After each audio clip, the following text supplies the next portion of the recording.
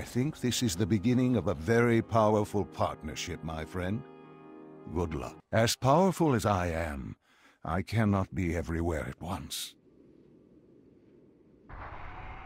But you, Commander, are my greatest resource. Between the skill of your allies and the might of your garrison, there is not a stronghold that can withstand you. Under your leadership, the full might of the Alliance Expeditionary Force will engage the Iron Horde. But I will be concentrating on the single greatest threat to the safety of Azeroth. Gul'dan, darkness incarnate. In all my years, Gul'dan is the craftiest, most diabolical foe I have ever encountered.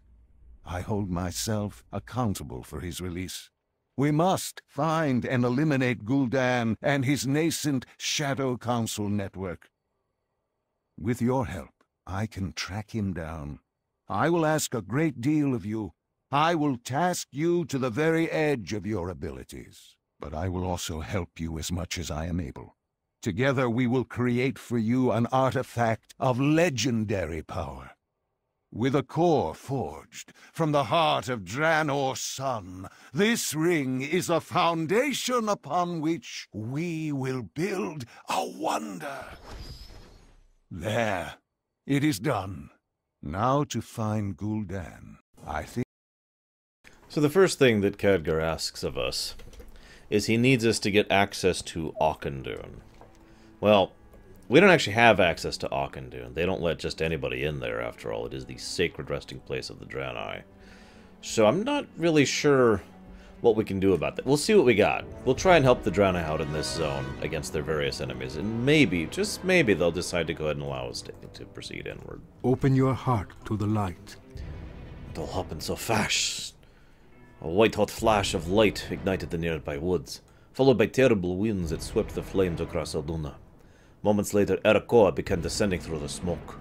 I need to get Malani to the Pilgrim's Road. From there, we head to Anchorite's Sojourn, with the protection of the Vindicators.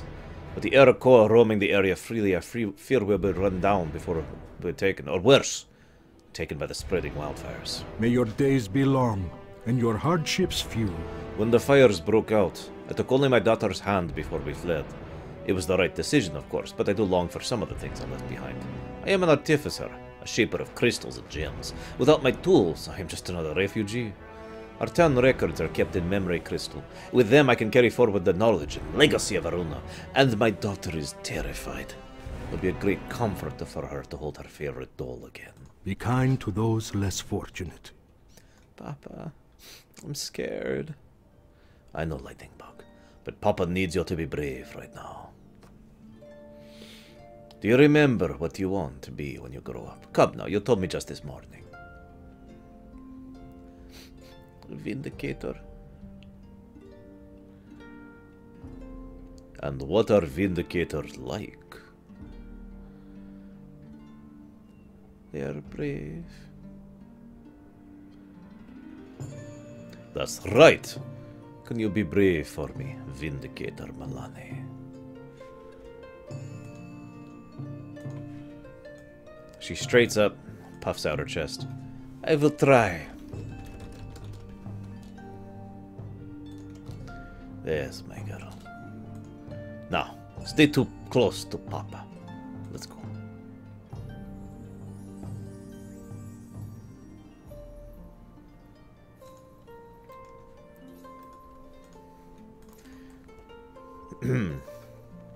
So here we begin to see the beginnings of the Arakoa storyline. From now on, I want to make a clear distinction between Highborn Arakoa and Lowborn Arakoa, because the two are night and day. No pun intended. These guys we've never seen before, basically. This is our first encounter of them, lore-wise. These are the Highborn Arakoa. We'll talk a little bit more in detail about them later. All you need to know right now is they are the last remnants of an extremely decadent and corrupt empire that is theoretically very strong, and in actual practice is very weak.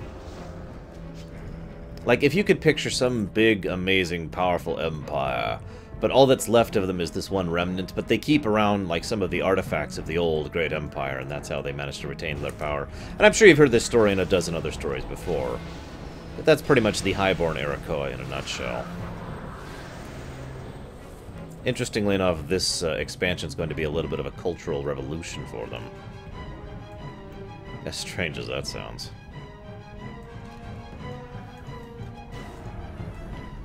They have a little bit of a thing with the sun, too. But again, I want to talk a little bit more about them culturally, politically, and as a species when we get to the later stuff in Spires of Eric, which is pretty much going to be like 95% of the Spires of Eric is all about the Iroquois. So, the reason, Kay, is because not only did the vast majority of the Eridar choose to become demonic, so those in the minority were the Draenei, but furthermore, the Draenei wanted to distance themselves from that which their original predecessors, I guess, were.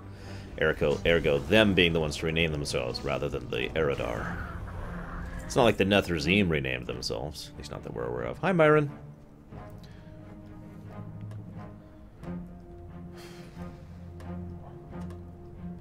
So one thing I want to mention about Talador is prior to the Iroquois and the Legion and the Iron Horde, barely, showing up, this place was probably actually the safest place in all of Draenor. The continent, I should clarify. And I mean that sincerely. This is the most domesticated, the most gentrified, if you will. We had Turim, Shatrith, Auchindoun, Telmor, and this city whose name I can't think of, Aruna. All of these are Draenei cities, all of which have basically calmed and tamed the local wildlife to make it, you know, salvable, livable. So I mentioned earlier that I'd never want to live in Draenor thing. One of the only exceptions to that is this place, prior to it being devastated. Actually makes me wonder what Terrakar, or that is to say, Talador, was like back in our timeline before everything went to hell, you know?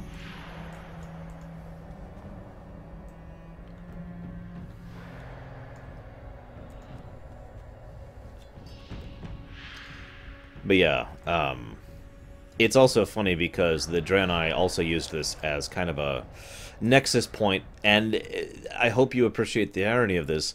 Thanks to the Draenei's establishment of Shatrith as a massive trade hub at the very center of Draenor, and as a consequence being able to, you know, any of the Orc, all the Orc clans could cooperate with each other and trade with each other through the Draenei city of Shatrith. I mean, that's not the only place, but it was a trade hub. It was a nexus of communication and conglomeration. And I hope you appreciate the irony of that. That when the Orcish clans finally actually united, yeah, they turned on the Draenei and, of course, tried to take Shatrith. It is worth noting, by the way, it's mentioned in one of the quests that Blackhand actually specifically wanted to murder all of the women and children in Shatrith, in addition to the soldiers. Which brings me to one other thing. I didn't fully answer a question earlier. Forgive me for not remembering who asked it, but someone said, why does Blackhand want to burn Draenor? I'm going to quote something paraphrased here. I'm going to do it terribly, and then someone in chat's going to correct me. The old world will burn in the fires of industry. That's pretty much Blackhand's perspective in a nutshell. The desire to see an industrial world. The desire to completely turn all of this into one massive war machine is pretty much his actual motivation. Hey, look! It's a helpless, cowering Draenei. May the light embrace you. What if we have done nothing to provoke the Iroquois? Why would they attack Runa? What do they want from us? I want to run, but I'm too afraid. That leader of theirs will burn me to a crisp. I know it. He's just inside the inn. Don't worry, I got him. Random Draenei woman who is definitely a Draenei and not anything else.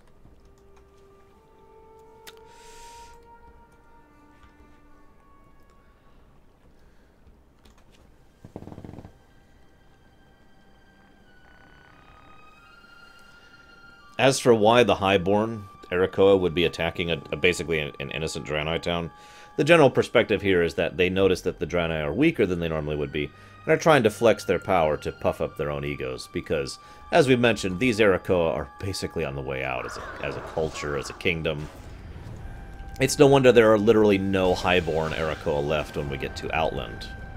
I wouldn't be surprised if all the Highborn actually died out prior to the devastation of Draenor into Outland.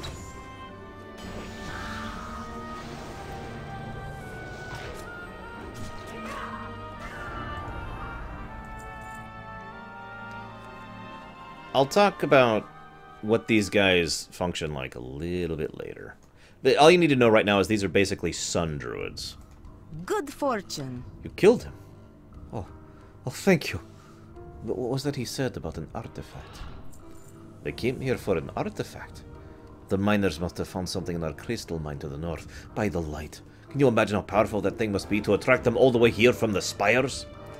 I suppose it's in their hands now. You'd have to be crazy to go looking for it. You're going after it? Suit yourself. I'm getting out of here. Darn it, so does she. Oh, well. Oh, I know, Durker. I would have totally made an Arakoa. Arakoa druid. Don't even have to think about it. Of course, I would have made an ogre, too. I'm not sure what class I'd be as an ogre. I'm torn between shaman, mage, and warrior.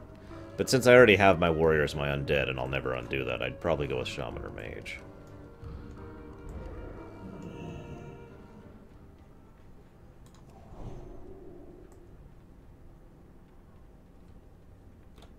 Hey, Meter Madeira. Yes, chat is quite slow today. I imagine most people are off celebrating Memorial Day, and that's fun. I did a little additional refreshing of my notes prior to starting up, so I have a couple very small topics to talk about. So I'm going to try and do my best to actually discuss them as we go through here. I keep hoping Reach would show up, so I can, give him thanks as I gave Zawan thanks. So you notice this is the crystal mines that the Draenei utilize so much of. I know what you're thinking. What are the crystals? I don't know. Draenethist, maybe? I mean, that makes sense. Alright, here's the crystal. Let's see here. So, this is what they were after. Thank you for clearing the way. Oh, you're welcome. Oh my god, you're evil! Each day is a blessing. I was worried my little act wouldn't fool you, but you played your role perfectly. In fact, I would like to ask your help again. Gaionis Aka. That's quite enough of this illusion, I think. This Much better. is a lowborn Destroy Arakoa. that wretched prism. We cannot risk it falling into their hands. Yeah. Now, just relax. You and I are going to have a chat.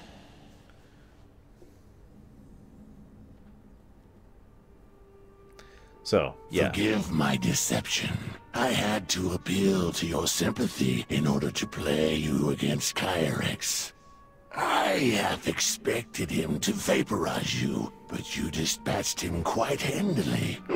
An impressive display, though it was your decision to enter the mine that truly piqued my interest. Your desire to reveal the truth behind the attack.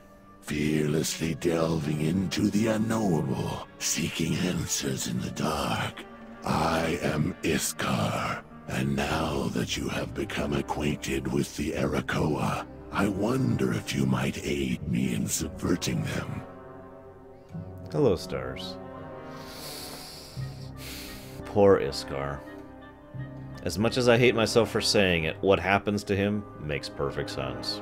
Notice he's got the shadow orbs hovering around him, so you can tell pretty much right off the bat he's a shadow priest.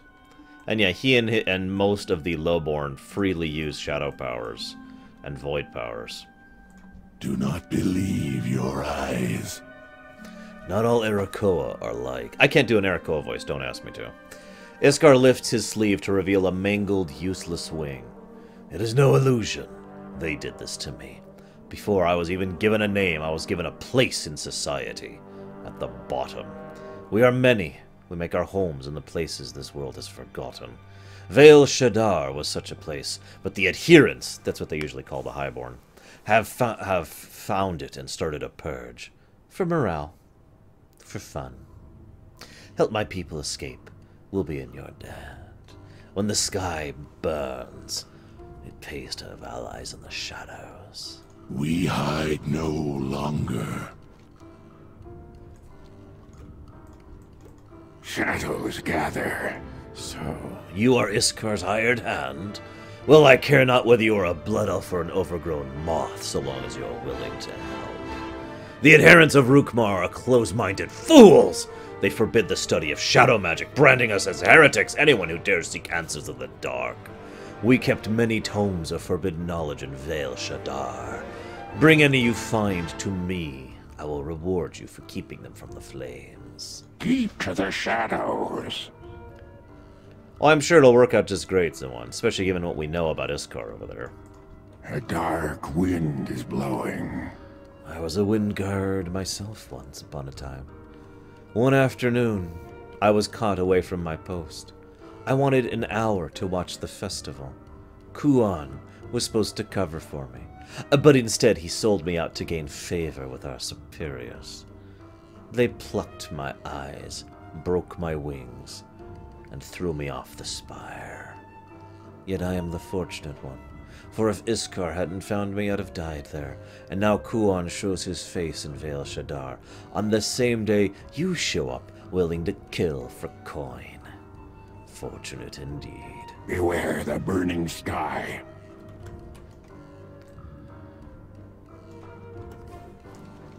No, I'm sure it'll work out fine, Zoan. We'll use our awesome power to rip the power from... I don't know what they'll do. It is possible that the Void Lords literally can't stop giving us power because of their rather chaotic nature. That would actually amuse me. I did it, Papa. I made a wish. The Naru have not forgotten us. Their deaths will not bring back Aruna, but it gives me comfort to know some can stand against them. Safe journey. May the light embrace you. These are more than mere objects. They are our livelihood, our past, our future, our comfort. Thank you. Remember the lessons of the past. What is this book you have here? Oh, my notes! In the chaos, I had completely forgot about them. This is my life's work, Velvoxus. I cannot thank you enough. Be well.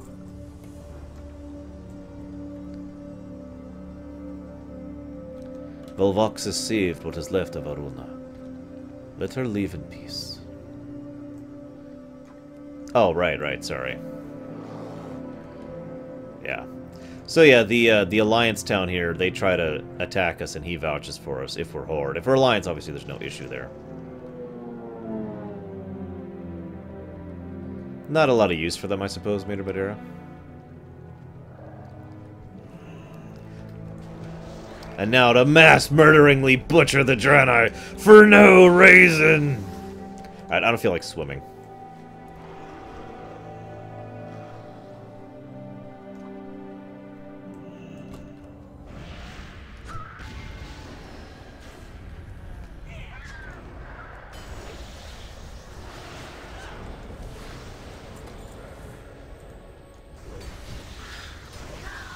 One thing that's kind of messed up about the way the Highborn function, by the way. Hey, Night Dawn. I wouldn't be worried. Critics are idiots, worthless, moronic fools who deserve to cease to exist. They're not worth listening to. So, the Highborn... Well, I shouldn't say the Highborn. The Erakoa in general have a bit of a thing. Obviously, we've talked about caste systems before. In fact, if you remember during our Dragon Age Origins run, we talked extensively about the Dwarves of Orzammar and how they, basically, based on a surprisingly complicated system.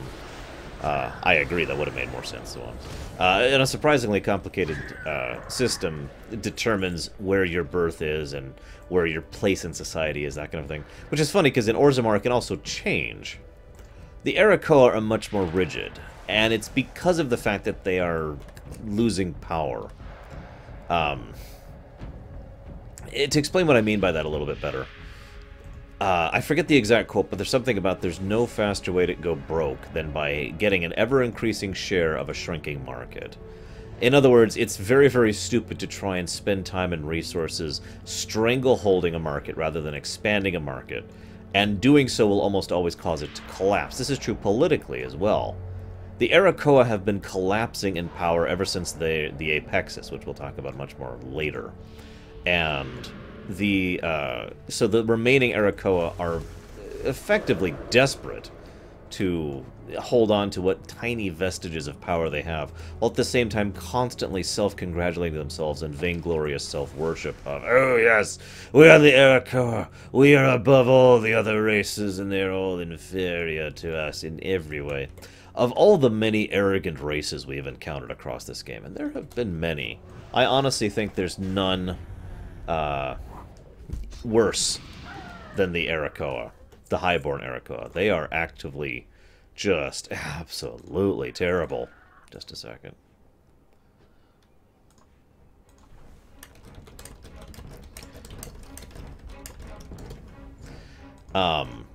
It's funny because, at least in the case of some of the races that are arrogant, they have some reason to be arrogant. You know, they actually have an ancient, culture or technology or power or something. The Highborn Arakoa are kind of pathetic. They have a big... They're like a child with a gun. I've used that parallel before, and Kay counteracted and said, well, a child with a gun is still dangerous. Absolutely, yes, a child with a gun is still dangerous. But a child with a gun cannot lay claim to an empire, you know?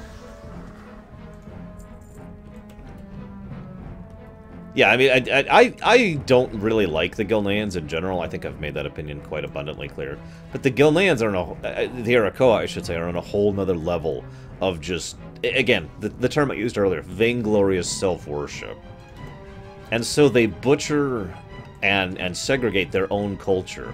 They send the tale we heard from the earlier Arakoa of binding the wings and cutting them down at birth before they were even given their name, because, well, this is where you this is where you stand in our society, is down below. You know, literally cutting themselves off at the head. And of course that other tale about the gentleman who sold them out. I like that tale because it really helps to emphasize how desperate and how foolish they have become, because to that particular guard who sold him out, a little bit of praise from his superiors was more than his friend's life. Think about that for a moment. And again, he didn't get anything tangible out of that. They are so desperate for their own tiny little tidbits of whatever vestige of glory they used to have. I mean, you think the Centauri are bad in being a fallen empire. They have nothing on the Arakoa.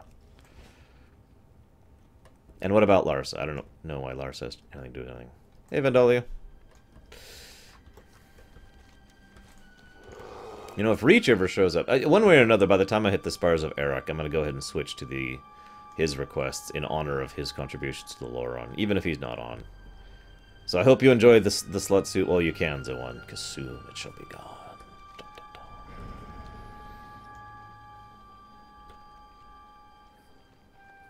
dun. You're gonna have to explain that one to me, Psychotic, because I can't see that.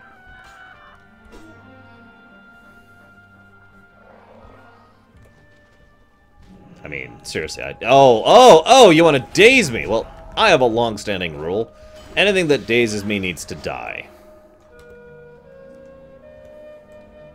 Oh, you've decided to be here too. Well, just for you, 2-for-1 special. Your life for the price of a frog's. Because that's how little I think of you, Arakoa.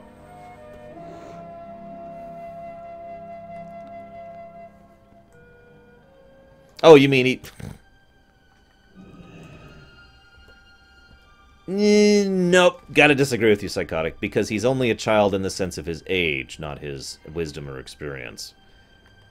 But if you want to make it more clear to you, if you want to pull it technically on me, fine. The Arakoa are like a 1-year-old human being with no special abilities or powers whatsoever, who happens to have a gun and is trying to claim an Arakoa, or claim an empire. Is that better?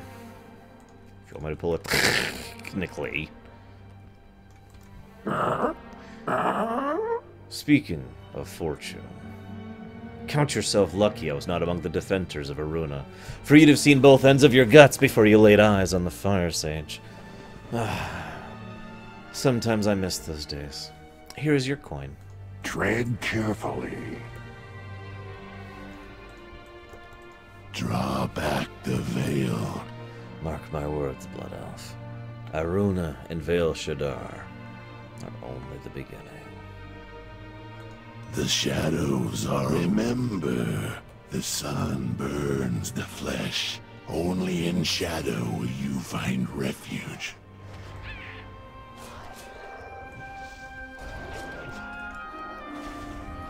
I know, right, Zoan? It's just so pathetic. It's wonderfully pathetic how sad and just degenerate the Arakoa have become. His curse has not broken me yet. What kind of sick individual burns a book full of perfectly good dark arts? Yes, excellent work. These are some of my favorites. Knowledge is power, and now I can leave for the spires feeling well armed. The Talon King will guide us. These will be worthy companions for the long journey home. Perhaps we shall meet again, yes. Nah, I doubt that. I mean, honestly. What do you take me for? An adventure? Hey, a giant lake to cross. Yeah, let's just skip that, shall we? I've hopped through this lake too many times.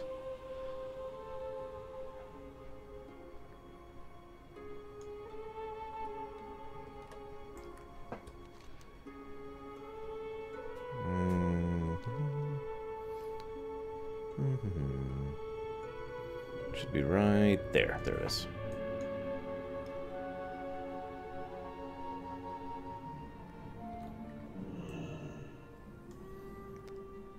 We have been called upon to protect Auchendoun from further interference. Only those who prove their souls to us may enter. Okay, that's fair. Hey, who are you? What business have you? I was taken captive by the Iron Horde when they raided our caravan en route to Auchendoun. I escaped, but these spirits won't let me through to join my fellow Sunsworn until someone defeats them in combat. Please, will you help me? Be ready for anything. Yeah, sure. You bring news? This too shall pass. Light's blessing to you, Melanora Aka.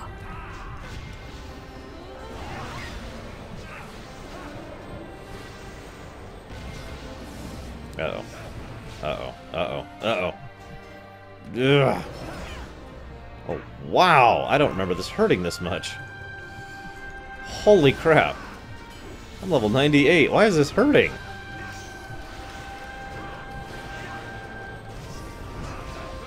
Excuse me, I'm level 99. Why do you hurt?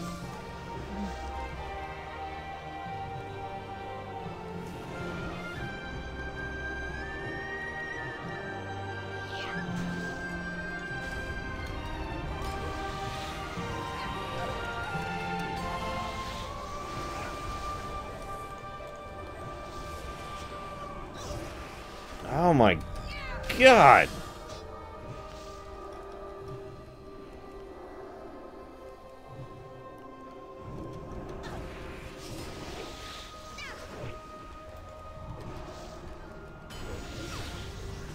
Since I'm looking at my bar, I don't have anything else to do. Oh, we did it! Oh, wow. Holy crap. So anyways, for those of you not aware, this Blood Elf we're helping to go through is a Warlock. State your business. Death to all who oppose us. Wow, I've never seen anyone fight that way. That was impressive. I'm in no shape to join Lady Liadrin and the others. You may have an entire fortress on this world, though. Can I go there and rest a while? Maybe repair my armor? I'll stick around and join your forces as a token of my gratitude. Liandrin won't mind. We're on the same team, right? Keep your wits about you. And yes, that's interrupt right there. Rebuke. Now, it is worth noting she is not an evil warlock at all. Before you're like, oh my god, you let a warlock in. She was here on behalf of Lady Liadrin, who is here to try and assist, you know, in the defense of Auchendoun. We'll talk more about that in just a bit. You know what, I'm kind of tired of flying. Why don't we do something else for a little bit? Giant Mushan Mount. Stomp, stomp, stomp, stomp. Stomp, stomp, stomp, stomp, stomp, stomp, stomp, stomp. Yes. Yes. Yes, psychotic. Because timey-wimey, stupid Draenor bubble thing. Ah, that was a nice break. That's also my favorite follower, personally, because she's a tank. Yes, a warlock tank. Which by itself amuses me. Yeah, I don't have any food. The eternal sun guides us. My apologies for teleporting away. It's cheating, I know. I wanted to put a fire under your feet to get here quickly. Witch Lord Morcock is no fool. He has catapults set up throughout the footholds leading up to their compound. No matter. I have a way to handle them. Take out the ogres guarding the siege weapons and mark them once they're clear. I'm readying a vortex that will handle things from here. We'll meet just outside the gate afterwards. The reckoning is at hand. In Pandaria, warlocks could fully tank. In vanilla, warlocks could fully tank, although they weren't designed to. There's an ability called Apotheosis, which has been nerfed since then. And that was the ability in question. So the artillery obviously just bombs these things out of submission. Vortex does that.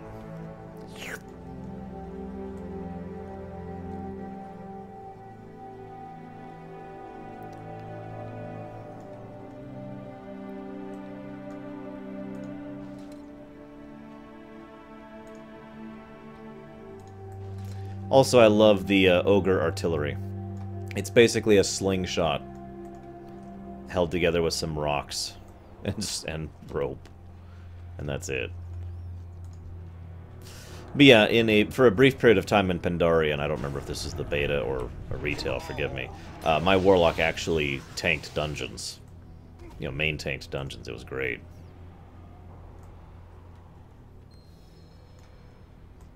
And of course, I've tanked Ubris as a warlock. No joke. I also have a friend who's done that.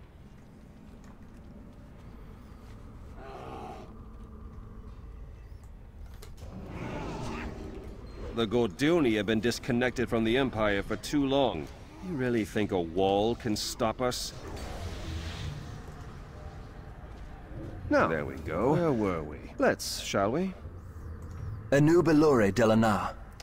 Before we take on Morcock, we have some business to attend to in the fortress proper. We will have justice. Ah, the hubris of ogres. It always backfires. Morcock has been using enchanted bracelets to empower his minions with arcane strength. We can disenchant these bracelets into reagents that will no doubt be useful to your arcane sanctum. What do you think about collecting some while we're here? Farewell. We're after Witch Lord Morcock, but we shouldn't charge straight at him.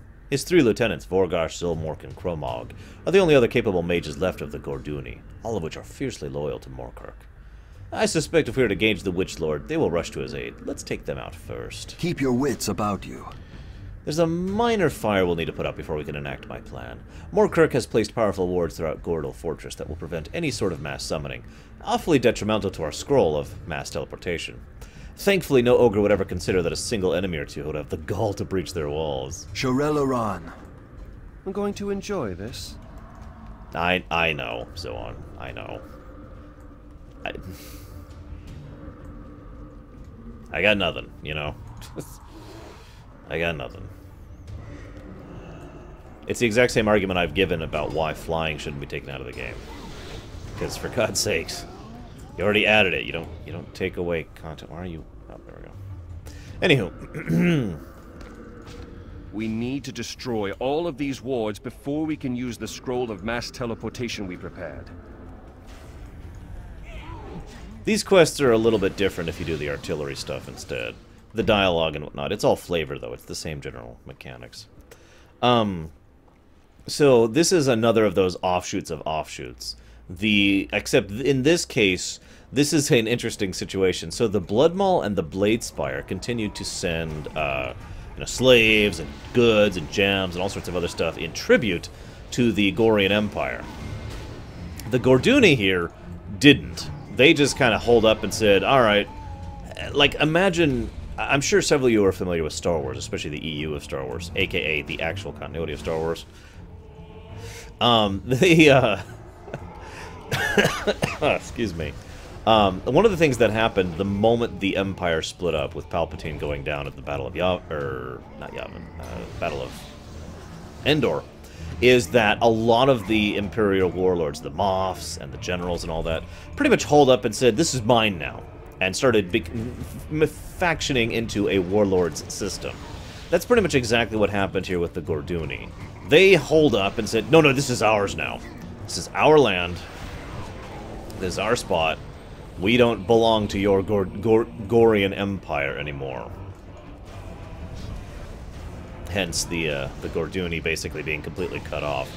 And admittedly, the funny thing is they're not exactly weak here. In fact, this is another of those examples of the player character actually being pretty strong, because of the fact that we're taking down what is effectively one of the strongest Ogre splinter groups, other than the Gorians themselves. And we're doing it relatively quickly and easily because we have an expert fire mage and/or an expert siege smith on our hand, and us, the player character. This is yet another of those we're getting to show off just how good the player character has gotten kind of moments. You know, a main protagonist moment.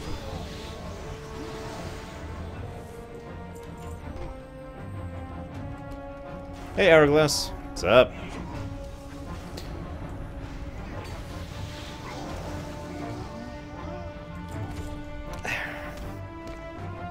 See, the problem is the one I have, ever since you first brought that up, which was a long time ago if you remember. At the time I wasn't really on board with you. Do you remember that?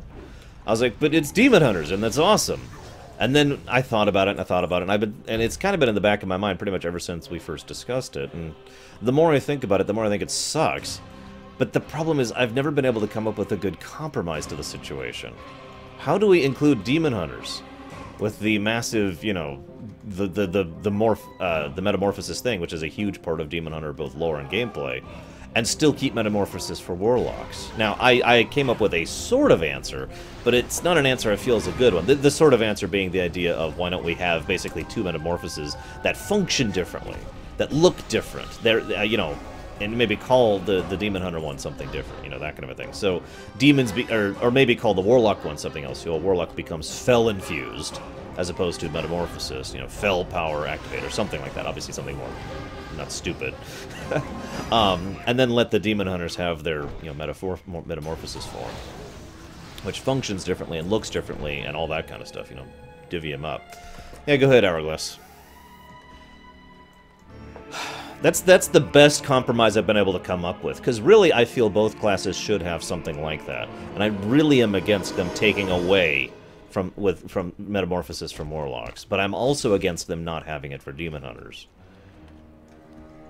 Shouldn't that be Flame On? Or, wait. Flipping the Gouldons, which...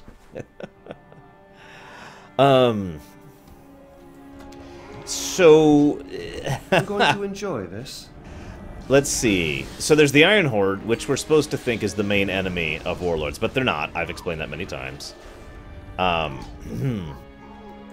And so there's the Iron Horde, there's the Gorians. I'm going to enjoy this. And basically, the Ogres are the second main enemy. The Botany technically qualify as the third main enemy, and the Arakoa are the fourth main enemy, right?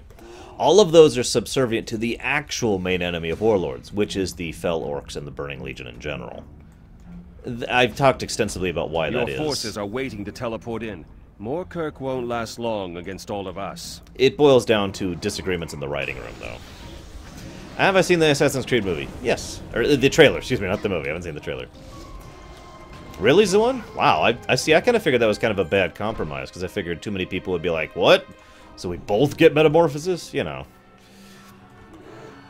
I am actually kind of hopeful that that the Assassin's Creed movie is canon.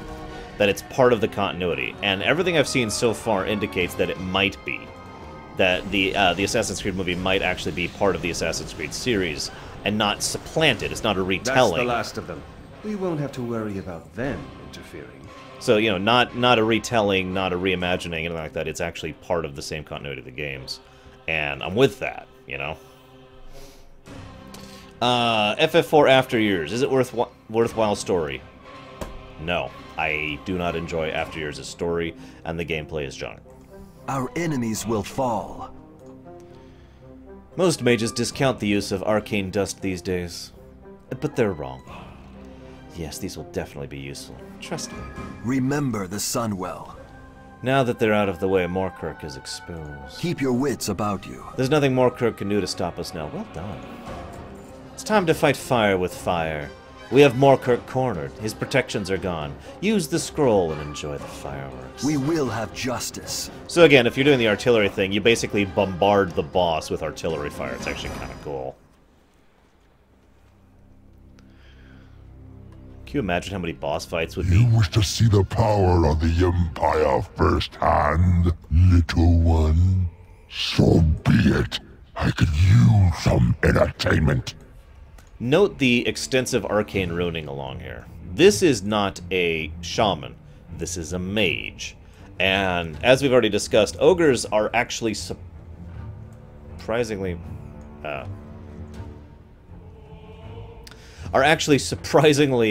adept and skilled mages, both in terms of crafting and in terms of casting. Most of the ruins we've encountered so far, and will into the future, and most of the arcane mastery of the planet, actually comes from the ogres and their mastery of it. I like that. As I mentioned before, the ogres basically supplant the night elves.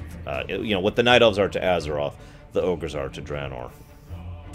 So, it's okay. I can fix this. Because I can fly. Hey, buddy. You're a fool for challenging me. Yeah, oh, I'll talk about spellbreaking. Trust you me. Spellbreaking is something I can't wait to talk about. I'm saving that for Nagrin, though. And possibly for Heimal. I haven't decided 100% yet. I'll erase you from existence.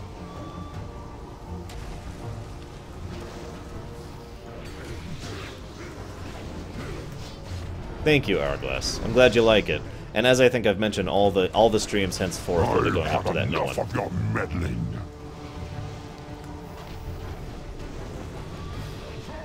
As for that's a good question, Meter Madeira. The Draenei are way more advanced technologically, but it could be argued that the ogres, in terms of pure magical capacity, I've had enough of your meddling. Are actually better than the Draenei. Just in terms of pure magical capacity. Excellent. Let's grab that crystal and get out of here. Yoink. The dark times will pass. Ogres. It's always ogres. That's what we're after. Let's get out of here. This isn't exactly my idea of the best place to talk. Shall we return to your outpost? It'll be a much better place to celebrate. Your forces can handle any remaining ogres. Let's get out of here. Things are well, Hourglass. I shall teleport us back. Better than they've been in a long time. Go ahead. I'm ready.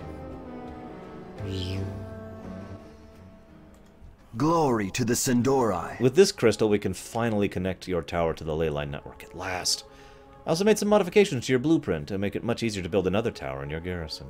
Farewell. Now that we're connected, we can create a portal directly to your garrison. Yay. If you'll excuse me, Commander, I'd like to see your garrison and get your mages in line. Like I said, mage is one of the classes I'd be tempted by if ogres were made playable. I'm serious about that. Mage, shaman, and warrior, but honestly, it'd be mage or shaman. That's that. Yes, it is psychotic, which is why it's such a I'm not sure kind of an answer. State your business. Meanwhile, Valvaxis, yes? You're the one in charge here? I am Night Lord Donaris, at your service. The Lady Liadrin has responded to a suspected demon presence near Auchindoun, southwest of here. She has asked specifically for your assistance in ensuring Auchindoun does not fall into Gul'dan's hands. If you could set forth your nearest convenience, I'm sure the lady would be most grateful.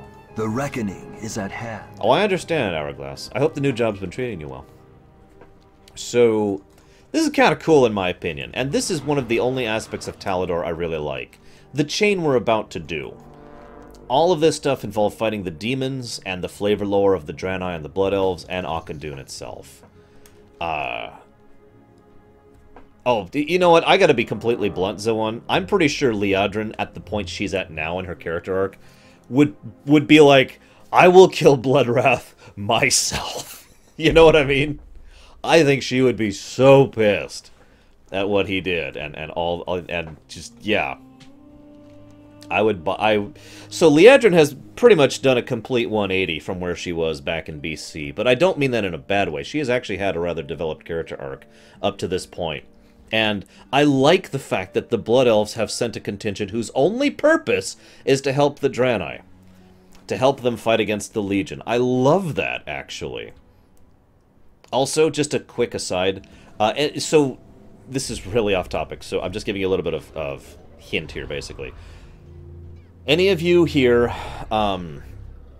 who want to raise your followers' reputation, this is the spot to do it. In fact, specifically this exact portal right here. They will spawn every few seconds. Killing them gives full rep with your follower, and they don't auto-aggro you, so it's manageable. If you start to get over one, you can just stop, and they'll ignore you and run by you. This is where you raise your followers to max. That exact spot. Okay? So that's my little gameplay tip to you guys, for anybody who hasn't finished maxing out your followers yet. We must recover Caribou at all costs. We will stand March by forward you, the moment you see a hole in their demon lines. will set foot in Auchindoun on my watch. So yeah, Talador is the main quest giver for these things. I hope you're right.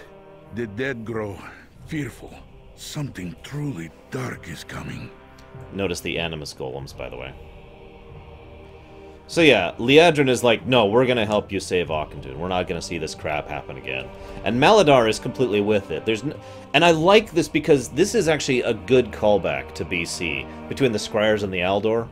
Except in this case, the two sides are actually working with each other fully united, rather than the whole spitting vinegar at each other constantly thing that the Aldor and the Scryers had going. Talador and Liadrin actually make a pretty good team. And Liadrin this time, again, has completed her character arc, basically, and so now is actually a paladin. And Talador, of course, this time around isn't crazed and insane with the grief and horror he's gone through. So he's on this too. And yeah, as you can see, I just want to show this off over here. The Bloodsworn are actually using the Animus technology they took from the Throne of Thunder to make what they call blood golems. Do note that this is a little bit of a misnomer. He doesn't mean blood golems as in there's blood in them. There is animus in them, but animus isn't really blood, as we've discussed. They're called blood golems because they're blood elf golems. Yes, I have Hourglass, and it's awesome! So I am hopeful this doesn't backfire on us. But if nothing else, I'm thankful for this because it's a nice continuity nod. I'm always in favor of continuity nods, and it's nice to see that little plot arc from the Throne of Thunder come forward into the future, you know. It'll probably bite him in the ass at some point, and that sucks, but at least they're continuing the story of it rather than abandoning it like so many other things, you know what I mean? Anu Belore Delana. Mandul Skycaller was sent on a sensitive mission to the Jorun mine, but he hasn't returned for hours. I suspect he requested assistance. I suspect he requires assistance. I will let him brief you on the situation when you find him, but he is likely to be deep within the mine. You should port to Agella, a local Draenei miner who agreed to cooperate with us in exchange for helping her regain control of the mines. We will have justice. We will persevere. It's good to see a Horde champion joining the fight. Auchindoun's defenses are faltering quickly. The few Auchinai soul priests not on the front are working feverishly to maintain them.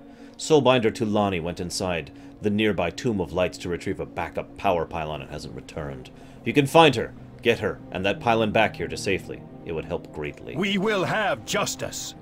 This is another thing I like to see. You guys know that I'm kind of a Horde supporter / Horde defender. I mean, I've made that pretty clear at this point in time. It is nice every now and again to see pretty much unequivocal the Horde being the good guys, you know? And Lord knows it would be Lorthamar's Blood Elves that are the good guys, right? Since Lorthamar has pretty much been rejuvenating the Blood Elves ever since Wrath. Arguably since BC. I'm so sorry, Hourglass's girlfriend. Secretly, I'm not actually sorry. By the way, the next chapter of the things come out in like 2 months or something. Anyway. The eternal sun guides us. I like that statement, by the way. We'll have to catch up later. I don't know if that's because I'm a Blood Elf Paladin or what, but yeah. Auchindoun is under attack. The Auchinai are valiant warriors in their own right, but they cannot hold against the endless demon hordes alone. We came here to stop the Legion from engulfing Draenor. Working together is our best shot. I need you to thin out the demon's numbers so we can regroup our forces safely. and push forward on the burning front. We will stop their march here and now. Time is of the essence. Interesting note. Look what sword she has on her back, by the way. This has been confirmed in I forget where. It's a comic or a short story. Forgive me for not remembering right now. That Liadrin is the one who actually, not the player character, is the one who actually restored the blade back in Wrath. Or was gifted to it by the player character, depending on how you interpret it. But either way, she is the one who is wielding it right now, which is the important part. So, some players hate that, and I can't blame them, since that's another... It's something that we did that has been given to an NPC thing. But, I personally prefer the headcanon that we actually gifted the weapon to her as part of her redemption story, and then we have moved on with our own weapons, which are superior, after all. Legion spoilers in 5, 4, 3, 2, 1. After all, as we know, a Retribution Paladin will have a much better weapon in the form of Ashbringer once we take it from Tyrion in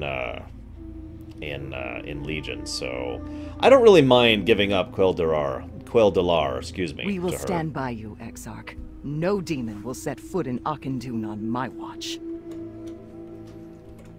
So, anywho. I hope you're right. We must recover The dead Caribou grow at all costs. fearful. March forward the Something moment you truly see a hole in dark their is coming. lines. A band of Shadow Council orcs stole the heart of Auchindoun. The heart powers all of Auchindoun's defenses. Thankfully, we were able to save its core and one of its 4 pieces. The warlock, Omog Blackheart, you remember him, is using Caraboon, one of the stolen pieces, to power the largest portal to the burning front. Return Caraboon to me. Be brave. Yes, You are not alone. loved it except for one scene, respectively, Hourglass. Come, speak with me. Hey look, it's a Draenei named Nobundo. He's a paladin at the moment, too. You there, we need to stop the flow of demon reinforcements. You see the floating fell crystals spread out to the front? Those resonators are powering the crystals, unleashing hell on our forces. I need you to take them out. Mano Ekta, my friend. Wow, just standing there hurt. This quest kind of sucked to do on a hunter. My pet was like, kill everything. One interesting point of note, back in our universe, the Shadow Council was very quiet. And yes, I agree, Hourglass. Very quiet, very subtle, very behind the lines, you know? And so, so in our universe, the big obvious thing was the Storm Reaver clan, which you'll notice doesn't even exist here in the alternate Draenor. Instead, here it's just all about the Shadow Council. Now, that actually makes sense to me, personally, because the whole reason for the Storm Reaver clan to exist was to keep the Legion's involvement hidden. Here, the Legion has already been openly rejected, and so they're just like, okay, you know what, screw it, we're just going to go full tilt. No more manipulation, no more deception. After all, Kil'jaeden is not the one calling the shots right now. Archimonde is. And Archimond's overall strategy could best be described by smashy smashy. So yeah, as Psychotic says right now, they didn't get a chance to be settled, so it's just the Shadow Council. But overall, their tactics are not actually all that dissimilar.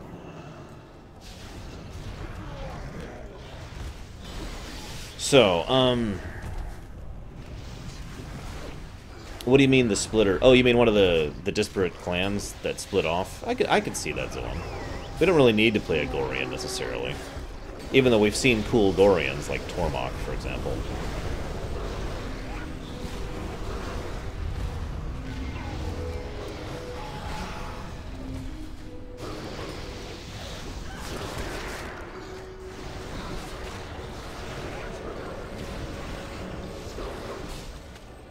Smashy, smashy.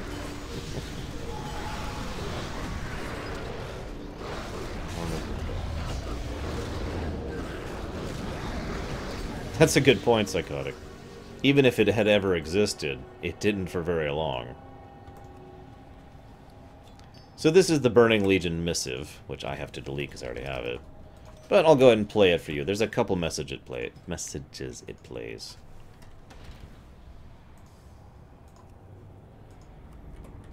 Notice that's Archimonde there.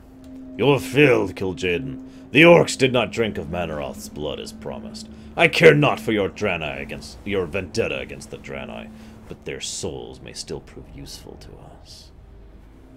Now, that little quote there is actually kind of important. Not only does it add to the whole vendetta against the demon, or against the Legion thing I've actually referenced before, you know, Kil'jaeden thinking he was personally betrayed by Valen. However, it's also interesting because it emphasizes how the infrastructure of the power system of the Legion works. You're in charge until you fail, then I'm in charge. And until I fail, then you're in charge. That's pretty much how that goes back and forth.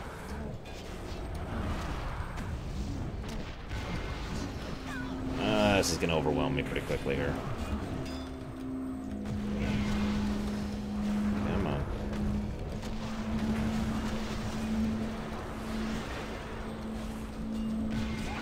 Almost there. 2 more.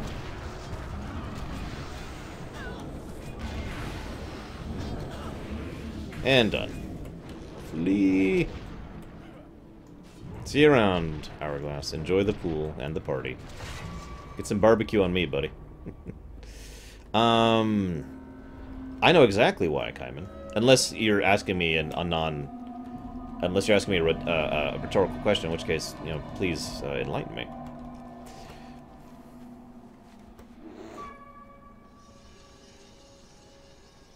That actually would make a lot of sense to me, Zawan. I don't remember if you were there for this, but when we were going through Ogrilla, I talked about how it's actually possible and indeed plausible that a lot of the ogres there are how the ogres, you know, are normally. And I gave my theory about how the Apexis crystals work. In other words, my theory was that the Apexis crystals didn't make the ogres smart. It cured their stupid. It removed a negative rather than adding a positive. Because we know the ogres are Death smart. to all we who see oppose it here. us. Oh, you genuinely want to know? Okay.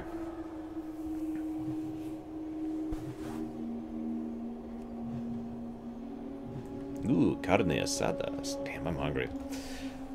The Arakoa were intended to be a playable race. So were the ogres. This was the expansion those two were going to come out. Very, very early on in production, they realized that that was going to push back production even further because they were doing the model updates, and Warlords was already kind of running behind for reasons unknown. So they scrapped it. So the Arakoa and the ogres were both going to be playable in this expansion. There is your answer, Kaiman. Whoops. For reference, I am specifically referring to Highborn Arakoa, for anybody curious on that.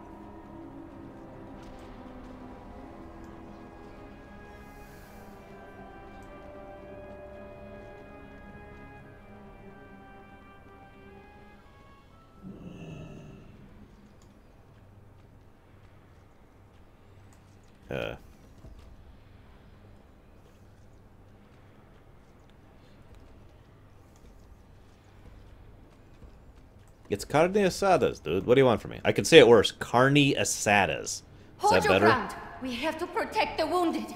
Ah. Well, no. The lowborn were not actually going to be made playable. Besides, Kay, I'm going off of Mexican. I grew up in Southern California, dude.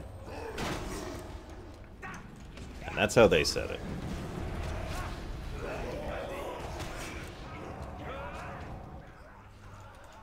Don't give up, Soulbinders. Auchindoun must be protected.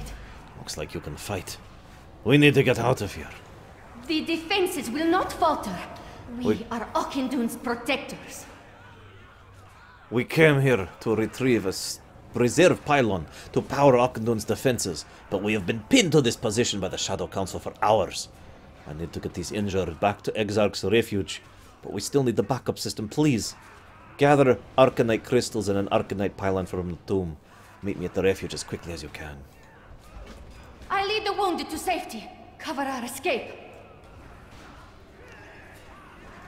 But yeah, if you ever wondered why the Spanish words I say have an unusual accent to them, it's because I grew up in Southern California and I heard...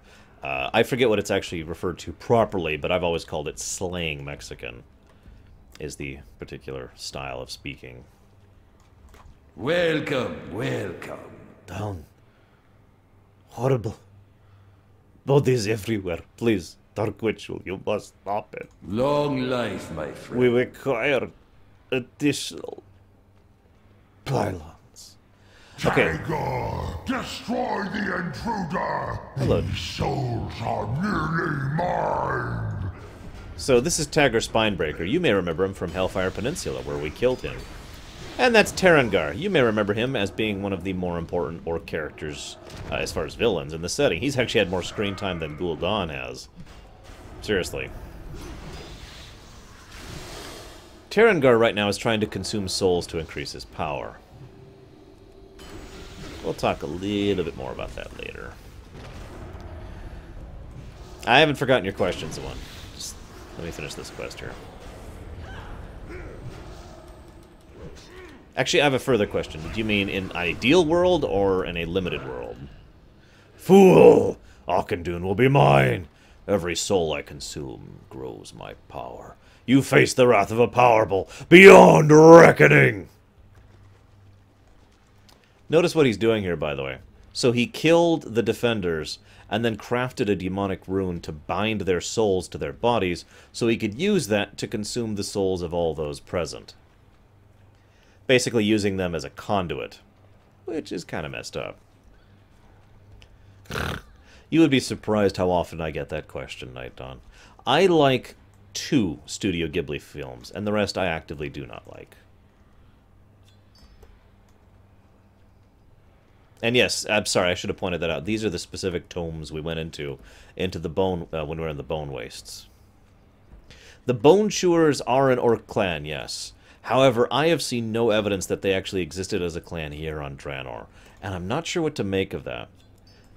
They've deliberately gone out of their way to... Can you guess which ones, okay? They've deliberately gone out of their way to name... They keep emphasizing how this isn't a perfect copy of our Draenor, so all the things that happen in our Draenor didn't necessarily happen here. And then they keep trying to have it both ways by having things here happen things there, and blah, blah, blah, blah, blah, blah, blah. But one thing that is worth noting is that it's implied here that the Bone Chewer clan actually came out of the Burning Legion. Or the Fell Horde, the demonic horde. Let me get my terminology right. It is implied that the Bone Chewer clan didn't exist until the demonic legion, or the demonic horde. Damn it, so many different terms. The problem here is that there's another clan that's implied. In fact, almost it's stated outright to have been constructed out of the demonic horde, and that's actually wrong. The Burning Blade. The Burning Blade existed far before the demonic horde did, so I don't know what's up with the Bone Chewers, but there basically is no real evidence of them being a separate clan here in alternate Draenor, is the answer to that question.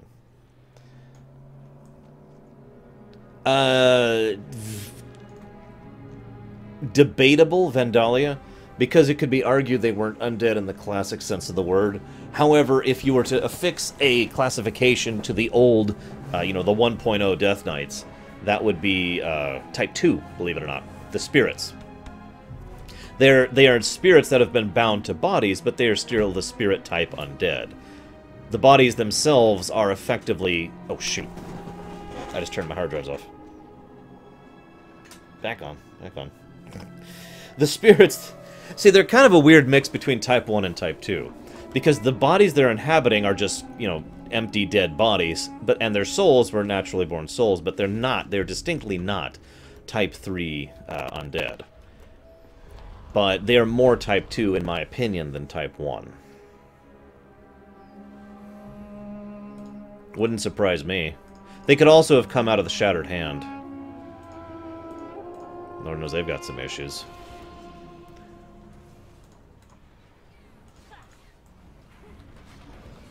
Alright. Well, you were wrong on both accounts, I'm afraid, Kay. However, you didn't hit my least favorite, so congratulations.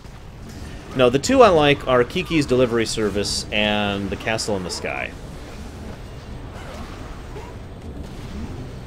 Ora teramus. We can take it from here. Light's blessing to you, Paladin. Never back down. By the way, I just want to say that I love doing these quests on a Paladin. Let us speak. I trust you have Karabun. I am not known for my patience when countless souls in Auchindoun are in danger. Well done. Only 2 pieces remain. I've already dispatched my soulbinders to track them down. The strong of spirit will always triumph. Well, Spirited Away is at the top of my hate list. Just absolutely. And yes, I do not like Steingate. Concentrate, sisters. We must maintain Auchindoun's defenses. So you might wonder, why are they so important about saving Auchindoun? Well, this is actually a twofold answer. First, the less literal answer. Remember, Draenei live extremely long lives. We actually had a big discussion about Draenei culture back in BC, and how a lot of their culture came about as a result of the fact that they don't die from old age. They live such long lives that any given death is a significant point to them. And so they fear death more than most races do. And they hate death more than most races do. And so they built an entire mausoleum, and it's implied they do this in every world they go to, where all of their dead go to, and all of the souls of all the dead Draenei are all entombed in there. In fact, it is implied, but never stated outright, and I strongly believe this personally, that basically each of those souls in Auchindoun there are not just the dead of the Draenei on Draenor, but all the Draenei they've carried from each world forward. That each time they leave a planet, they carry forward all of the dead, the honored dead, with them to the next world with them, and keep them entombed within Auchindoun. You know, whatever form it takes, in other words. So, and that also helps to emphasize why, when Tarangar gets in there, it's much, much more terrible than it would otherwise be. Because he's not feasting on the souls of 200 years of dead Draenei. He's feasting on the souls of 20,000 years of dead Draenei.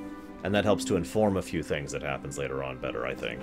Either way, so that's the first reason. The dead are very, very venerated, very, very terrifying, very, very important cultural aspect of the Draenei, so naturally they would want to defend it. The second, more practical reason is, I kind of already emphasized there, Auchindoun is filled with thousands upon thousands upon thousands of dead souls, which, as we've already established, there are multiple groups in this setting that can utilize souls as a resource, and they don't really want that to happen. So yeah, they're kind of interested in defending that. Not in a long time, okay? Or not in a, I shouldn't say a long time. Not in a bit. Glory to the Sindori. Your valor will give my men reprieve as they work to contain the threat. Well done. Remember the sun well. If this Tarangar gains control of Auchindoun, the results would be catastrophic. We must stop him before his power grows. Farewell. Don't worry. We won't. Concentrate, sisters. We must maintain Auchindoun's defenses. Do you have the Arcanite pylon and the crystals? Light bless you. We need to hold out as long as we can so Niame can track down the remaining power shards. This pylon will help take the load off the soul priests.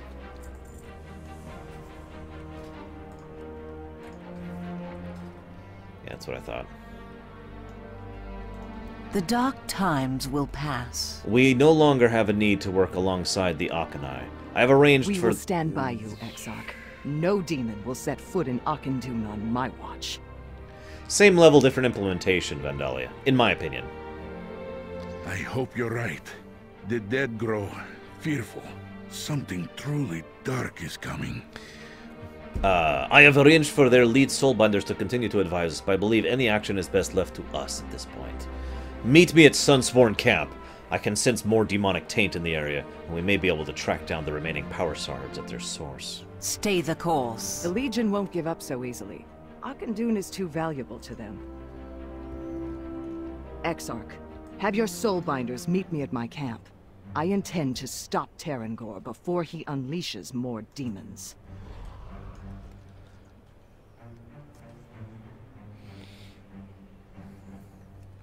Yeah, the Lich King would have a field day in Tarangor, the light comes for you. In Draenor. I can't stand Akira. I know I'm one of the few who thinks that way, but it actively bothers me. Basically, I think this Gorefiend is much, much more devoted towards the demons, and because this Gorefiend was solely focused on soul consumption, he kind of shifted into that direction of, you know, power, rather than our Gorefiend, who became a little more pragmatic and a little more cynical, in that he died multiple times and kept coming back, stronger each time. So I'm only doing this quest. This doesn't really have a lot of lore significance, except for one tiny, horrible thing. You'll see what I mean. Welcome, friend. Aeon sent you? Oh, help has arrived. Please be careful, friend. The Jorun mind is in trouble. We've recently unearthed an exceedingly large and powerful arcane crystal. However, something has gone terribly wrong, and the energy from the crystal is flooding the mine. The Orkney have already sent their Vindicators into the mine to assist us. Speak with Vindicator Doru. He'll know how to help you. Clear skies and safe journeys. I'm not going to do that quest because it sucks. You have to not kill them, but get them low on health, but then get an item usage on them, and it sucks. It sucks to do even at level. Just, yeah. So we're going to skip that. It's not lore relevant anyways. Now this next one is much more lore relevant. Hello, Ohm Wrecker? Such power. Such potential. The latent energy within this crystal shall go to waste no longer! Your lust for power has consumed you, Kelnira. I will not allow you to destroy this mine. How naive you are. This place is nothing but a shell, a husk, to be torn and discarded from the fruit of power that I shall devour. So I know what you're thinking. First thought, and I know if Zawan is still there, he will say the same thing. Oh my god, it's some reckless, foolish, stupid blood elf trying to unleash arcane power she can't control. How utterly stupid and ridiculous. Oh my god, she's just evil and blah blah blah. Just keep that thought in the back of your mind. Our Draenei brothers and sisters of the Alliance warned us of the Blood Elves' lust for magical power. If such is the cost of their aid against the Legion, I will gladly fight the demons alone. It appears that one of your allies has arrived, Mage. Anu Belore Delana. I told Liadrin I would take care of this situation. The last thing the Sunsworn want right now is to lose the trust of the Arcanine. Kelnira will not stop until she's drained every last drop of arcane energy from the crystal and destroyed this entire mine in the process. The arcane shield she guards herself with cannot be penetrated by normal means. But I have a plan. If I had a focusing crystal powerful enough to momentarily pierce her shield, Kelnira could be dealt with. Fortunately, we're in the perfect place to build one. Farewell. Zawan, come on. Arcane crystals of this size and power are quite rare, even on Draenor. It's no coincidence the Draenei built Shatrith and Auchindoun so close to this mine. I am interested in learning more about these particular crystals and their arcane nature. Return to me with any unrefined power crystals you may find, and I will make sure you are adequately compensated for your efforts. Salama Ashalanore. So, theory time. One of the things we've noticed is that arcane crystals are a commonality on both worlds. Well, I shouldn't say commonality. They're a facet of both worlds in which the Titans have actually gone through and crafted that world, right? So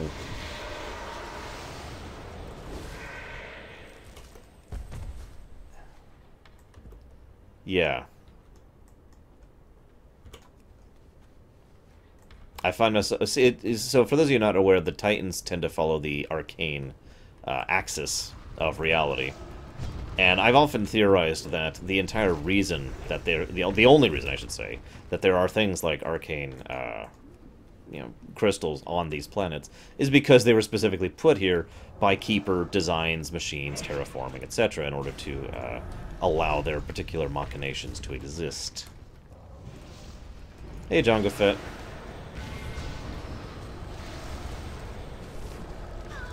Oh, I have no doubt she would go wretched in a hurry after what she's doing here. What she's doing is a product of pain and inexperience, and that's one of the reasons this quest pisses me off so much. I want to find that idiot who wrote her that letter and just punch him in the face until the blood stops coming out. And there's a train. Hi, train. Yes, I know you're there. Yep. Yep, you're still there. Yep. Yep. Yep. Yep. Yep. Yep.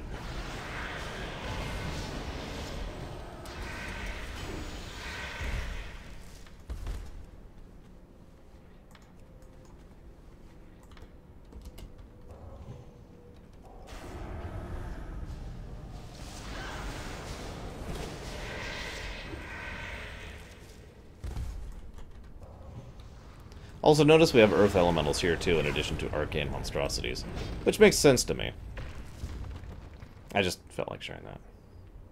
Oh, good, Psychotic, because that was actually pretty loud to me. Shoot. Yay for unidirectional mics.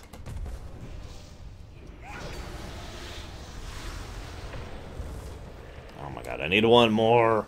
Hashtag one more.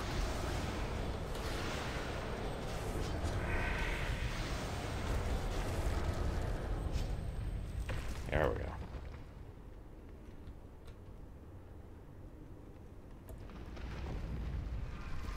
Really? Yes, this is definitely Noxeramus and not just a random place. No, this is a mine in Talador. Homewrecker. A crystalline mine in Talador. As if his title had any meaning to me, Magister. No, I'm totally okay with punching him in the face. Quite a bit, actually. We could sell tickets. Who wants to punch him in the face? Any hands? Any takers? Victory lies ahead. This'll do nicely. All we need is a suitable Remember crystal. the Sunwell. Have you collected the crystals? The crystals in this mine are most certainly unique, although study of the samples you have provided should reveal why this is the case. The reckoning is at hand. In order to break through Kalanira's arcane shield, we need a focusing crystal of rare power and quality. Within the mine is a crystal giant known to the Draenei as Andure. The giant has slept beneath the rocky earth for ages, but due to Kalanira's recklessness, it has awakened. The heart of the crystal giant is truly a powerful artifact. Defeat Andure and return to me with the crystal giant heart, and once I have it, I'll have everything I need to construct the focusing Remember crystal. the Sunwell. I will throw in Bloodwrath for free.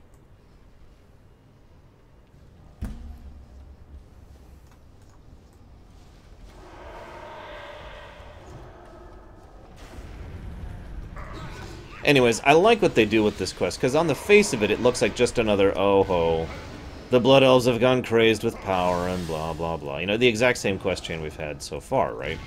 We've had this since BC, really. They pull a little bit of a bait and switch with this. She is absolutely after arcane power, yes, and she is being reckless, absolutely. In fact, she is undeniably being stupid in what she's doing. But you remember how I keep bringing up that concept of being in the moment? And how we do very stupid things when we're really hurt, or we're really sad, or we're really angry? You remember that concept I keep bringing up?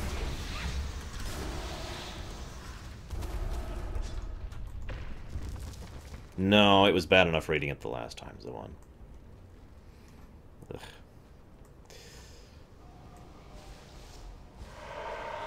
Go away. And don't daze me, because I don't have to kill you. And I don't want to. You're not worth my time! You're not worth my time! You're not worth my time! You're not worth my time! So anywho, as I was saying, yeah, we tend to do really dumb things when we're hurt. All of us do it. Baladash, Malanore. Excellent. Give me a moment and I'll prepare the focusing crystal. We will have justice. The focusing crystal is complete. When you're ready, I will use the crystal to shatter her shield. However, it is unsafe to confront her here. The moment her shield is down, I will teleport us to a safe location outside of the Jorun mine. She will be much easier to deal with when she is far away from the crystal. Speak with me when you're ready to begin. Death to all who oppose us. Farewell. On your guard. Once I break the shield, I will teleport us outside the mine. Yeah, sure, Psychotic. I'm okay with that. The Vindicators will handle things here. May the light return you both safely. It's gone on long enough, your madness ends here. Wait, what are you... No!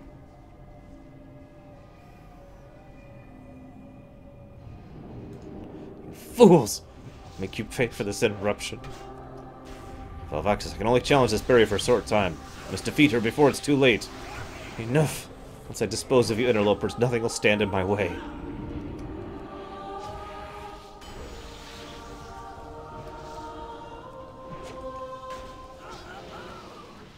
No.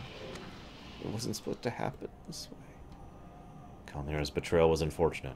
I'll inform Astalor as to what became of his apprentice. When you're ready, I'll teleport you back to the mine. Anaria Shola. A wise elder of my order once told me, true power is the strength to act and the wisdom when to know not to act. May those words in the memory of Kalnara stay with you on your journey, Valvaxis. Yeah, you're welcome. Notice this whole quest was actually very, very, very mandatory for the Horde in particular, because this quest pretty much emphasizes how tenuous our diplomatic situation is here. Since, as he pointed out flat out, the Alliance has told the Draenei how we, the Horde, specifically the Blood Elves, are evil, horrible people. And we're not. As I mentioned earlier, Lorthamar and the Blood Elves are the closest things to pretty definitive good guys we've got in the Horde at this point. And so this quest of diplomacy was mandatory to try and show them through actions that despite the fact that one of our member betrayed them, we as a whole do not, you know? Why don't we read that letter that we looted off of her? It is a tear-stained letter. Kalinara. It is... Wait, I want to say this with the most snooty word I can think of. It is with some regret I must inform you I am relieving you of your duties as my apprentice. I blame myself for being mistaken about your potential. I hope you can understand that even the most talented of mages like my incredibly wonderful self can sometimes make mistakes. At least now you could put your own ineptitude behind you and pursue a reasonable goal. Maybe basket weaving may prove more suitable for your talents. Unfortunately, I do not associate with basket weavers specifically, and I'm too busy to write you a recommendation. Please return to Azeroth at your soonest convenience. Your supremely humble, amazing Lord and Master, Astalor.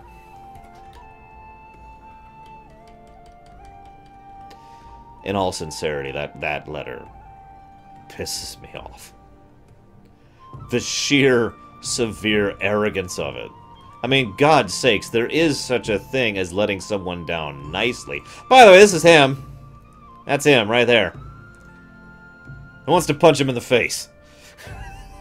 Anyone? I can feed him to my freaking proto-drake if you'd like. Asshole.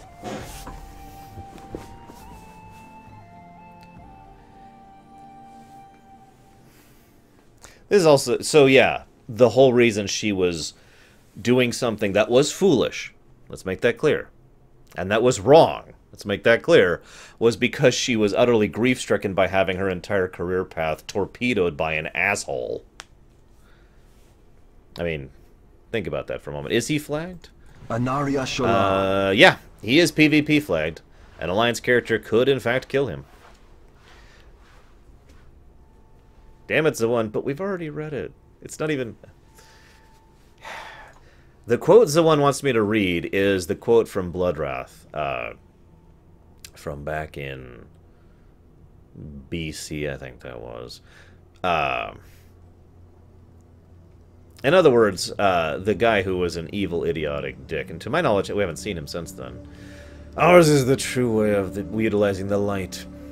To show others who had called themselves paladin the folly of their ways, I intend to send an unmistakable message. The Alonsis Chapel, where the Order of the Silver Hand was founded, seemed immune to the destruction of Stratholme. The chapel's eternal flame affords it the light's protection, but when you use this mixture to extinguish the flame, the protection will be no more. It will burn, and our dominion over the light will be proven to the world. And no, we did Nex weeks and weeks ago. Unfortunately, you're probably not on my server, Darker. Otherwise, I'd invite you here so we could watch him get murdered. Hey, Gnarlix. So, anywho. Baladash Malanore. By the way, fun aside, I like that Liadrin's mount is named Redemption.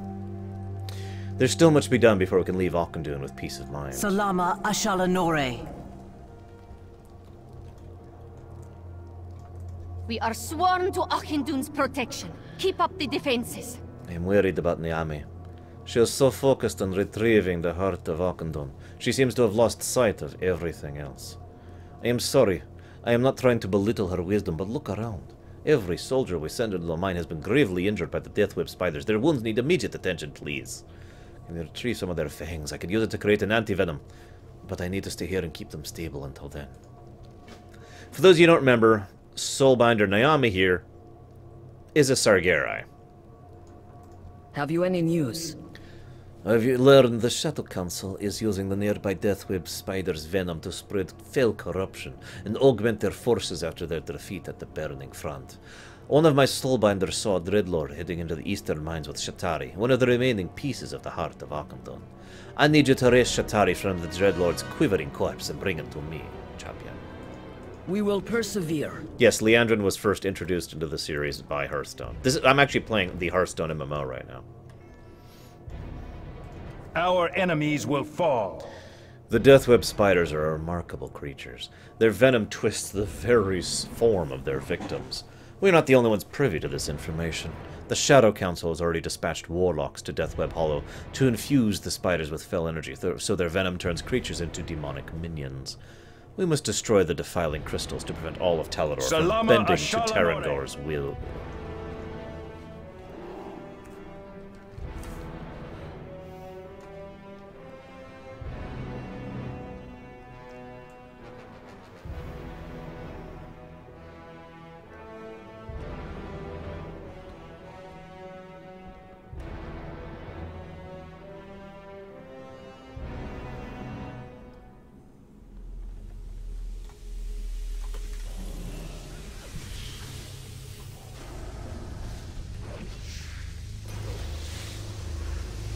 Elves made of wood?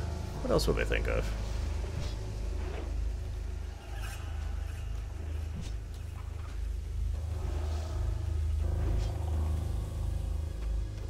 This is a lovely place, by the way.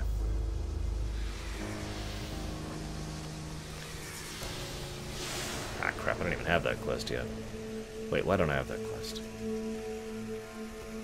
Ah, that's why. Okay.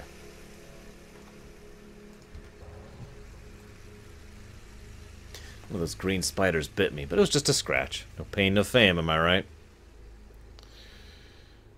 Please find my other 3 friends. If you find them, I'll gladly reward you when I return to the Sunsworn camp.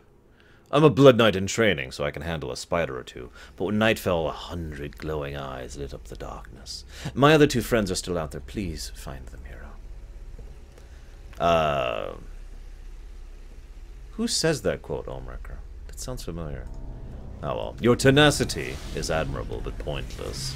You ride into the jaws of the apocalypse. Or Ensabanur, if you prefer.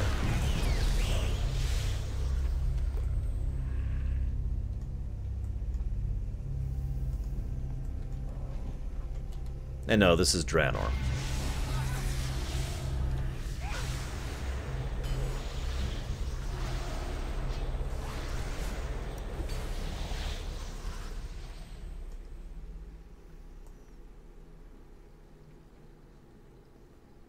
That's right, on the spine fight. I remember that now. I usually have the sound muted on that fight for obvious reasons. 1, 2, 3, 1, 2, 1, 2, 1, 1, 2. Oh, I hate that fight so much.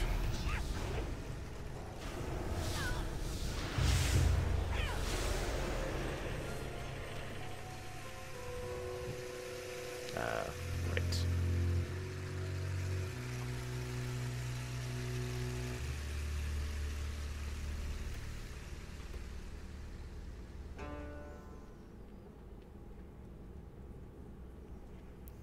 There's a lot of dead things in here. A disturbing amount of dead things. I'm sure it's fine. Let's explore the old mine, she said. I need a sample for my research, she said. Why did I ever listen to you, Nirana? Anyway, I can find my way back to the camp. But one of my party's still missing. Please find them. Oh yeah, that's a great idea, as the one. In all seriousness, that fight is so boring. Because of the sheer repetition of the nature of the fight, that I will just kind of zone out if I don't have DBM constantly yelling at me. It's probably one of the few fights I pretty much I think the DBM is actually mandatory for. Because otherwise I'm just like... oh, why am I flying off? It's pretty much how that goes.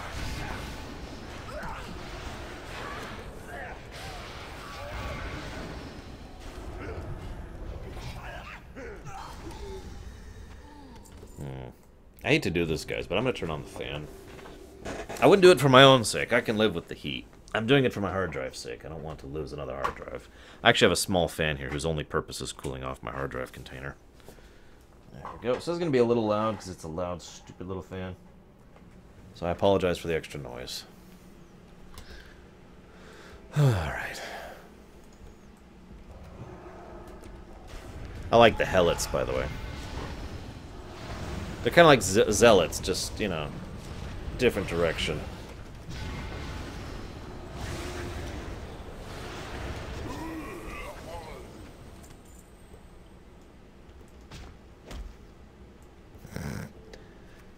Yeah, unfortunately, when I finally go back to start, farming Dragon Soul for mounts, I will have to be doing that because there's 2, I think, mounts that drop off of Deathwing, and I need both of them. So, yeah. And yeah, no, the wind isn't on me. I am still sweating up a storm here.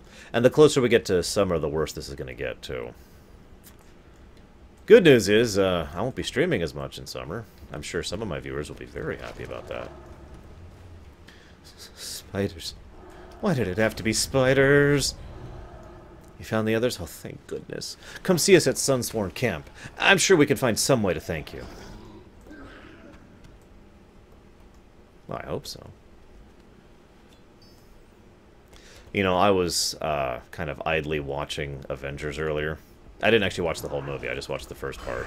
And it's just funny, because the next thing I do is hop in game and start going after a Shatari. Yeah, the Mount Alpha Traxian's easy, though. None of the bosses up to that point are significant. It's the ones after Spine that irritate me.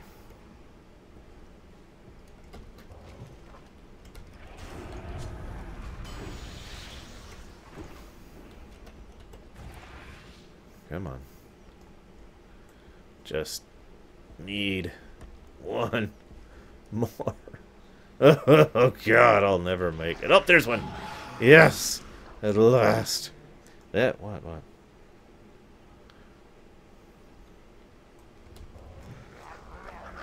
Yes, I have watched Pan Labyrinth, unfortunately. My death changes nothing. Death.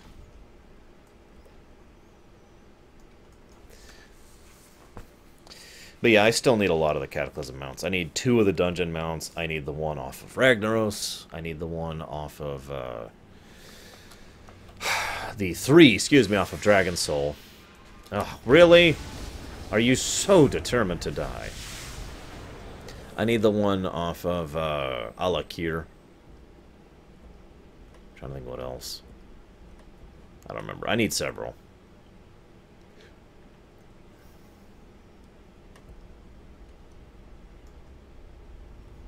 Yeah, I know, right, Gnarlix? I mean, there's the Blu-rays, but expensive as crap. Because, you know, CBS is evil. Hashtag screw CBS. No given reason this time, just because it deserves to be repeated.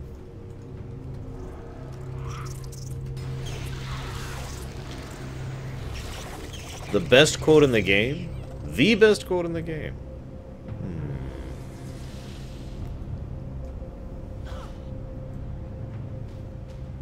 What would the best quote in this game be?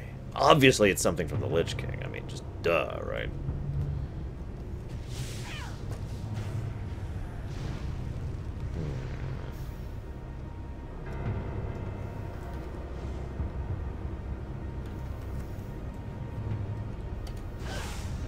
Yes, I do, Zawan. Because the whole point was they were trying to show what happened to certain characters when they went crazy with Old God influence. And so one of the ideas they had was the Light Lord. And then people complained about it to hell and back. And everyone was amused about the complaining. The end. Now, if they made Ragnaros a Light Lord in reality, that would suck. Although not because of the light, because of the fact that Ragnaros is supposed to be dead, damn it. Stop bringing back characters that are supposed to be dead. Seriously? He's not even there, Darker? You gotta be kidding me.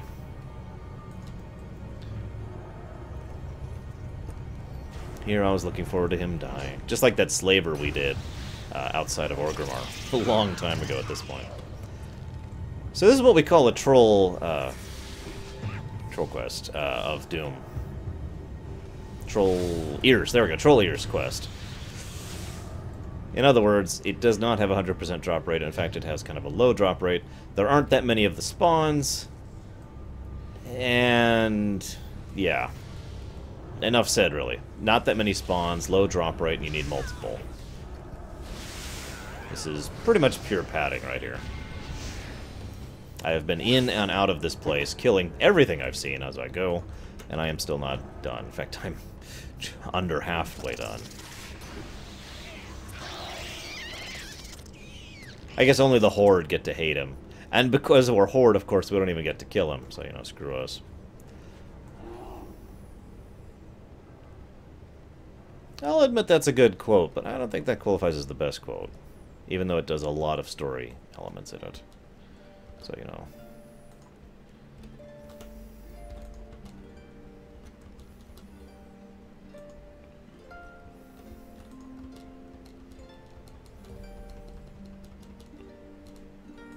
What the...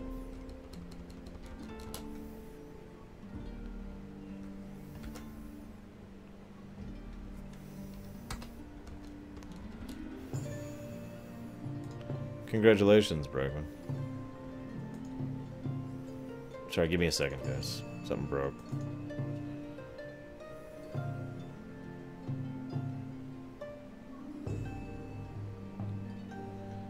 Okay. Maybe that will fix it? I guess we'll find out. Anyways, where was I?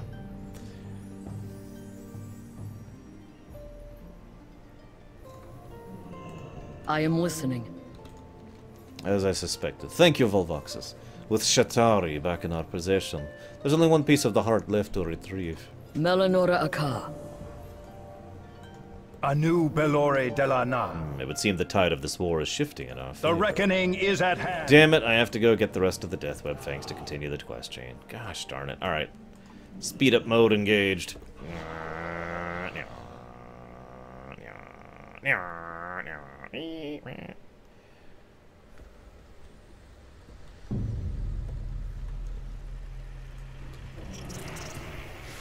I try, MPPY. I haven't actually had time to devote to finishing up archaeology myself. I have done almost nothing for archaeology in Draenor or in Pandaria. I mean, I finished raising it, but I haven't gotten all of the thingers. I don't even remember what they're called.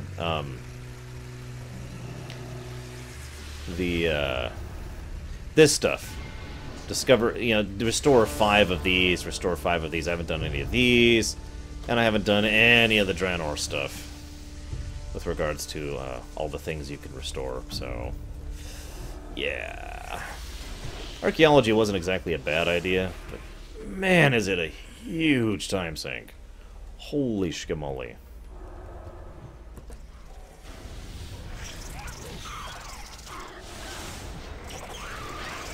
I remember when I was foolishly trying to get the troll sword back in Cataclysm, because it was an actual upgrade in addition to, you know, being a troll sword of awesome.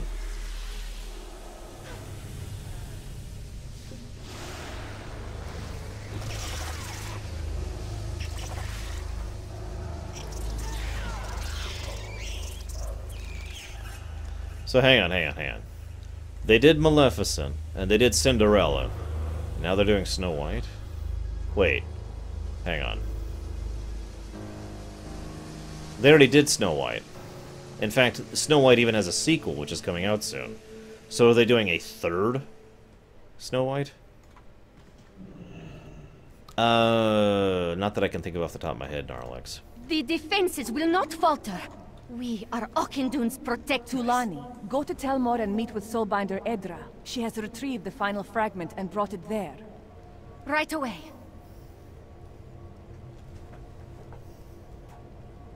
Well, no, of course not. I mean, such a silly name. Why would you have a whole movie about that guy? Yes. You've proven more than capable in battle, Velvoxus. There may be Shadow Council forces all around Auchindoun, including near Telmor. I want you to join Soulbinder Tulani at Telmor. Make sure the crystal makes it safely to Auchindoun. I know I can trust you to get it done. Hold your head high. I have to admit, she's got a bit of an iconic look. Tier 3 Paladin, Quel'Dullar, and the Blood Knight Tabard. Yeah, seriously is the one. Ah, so you're referring to the second Snow White movie that they made. Which I thought was already out, actually. I mean, I've already read it. I have not seen it. Most movies I don't intend to watch, I just read the script. And so that's what I did with that one. I was curious what they were doing with it. And the answer is not as much as they should have.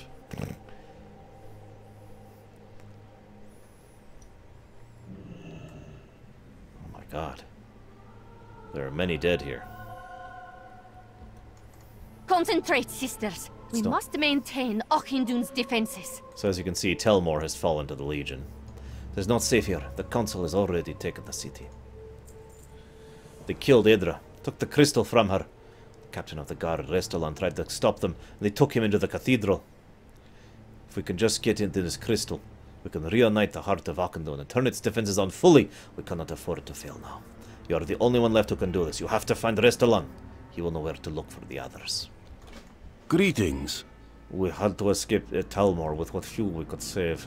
Someone disabled Leaf Shadow's cloaking field. I know not who, but I suspect it to be one of our own. We will retrieve our livelihoods in time, but we cannot risk losing the sacred artifacts. If you are able, bring Leaf Shadow our town registry and our prayer book. We will endure. Critics are stupid and dumb. I want to just keep saying that until it's true. Oh wait, I'm done. So I guess I could stop saying it? Spread the word. Hashtag critics are dumb. Come, speak with me. We thought we were safe behind Leaf Shadow's cloaking veil. Someone told the Shadow Council's forces how to disable it first. We were able to hold them off. But most of the town was slaughtered in the attack. Please, you must avenge our fallen. Rout these invaders from Telmore forever. Never back down. It's funny, by the way, if you ask people, so, has there ever been a good video game-based movie? Lots of people will give lots of different answers to that question, which I actually enjoy. The idea that not everyone agrees on what exactly would qualify as a good video game movie. Oh, I know, Zoan. Trust me, I know.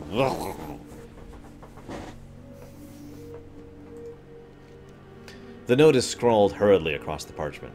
Telmore is lost. The Shadow Council is dragging our fallen into piles and feeding their souls to their leader. There's blood on my hands. Please, anyone read this message, burn the bodies of our fallen so the enemy cannot use them. Yes, I have actually heard some people say, Mortal Kombat, the first Mortal Kombat. You remember that one?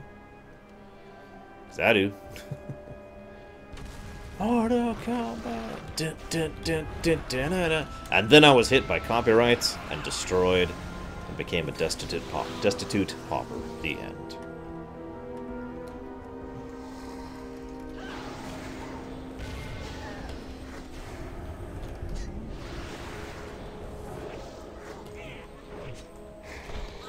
One I tend to pass out as a good video, well, as an enjoyable video game movie is the first Street Fighter. The one with Raul Julia. Advent Children I usually don't even think of, because it's not really a movie based on a video game, like these other examples are. It's a continuation of the story of the video game in movie format, which really is a different thing.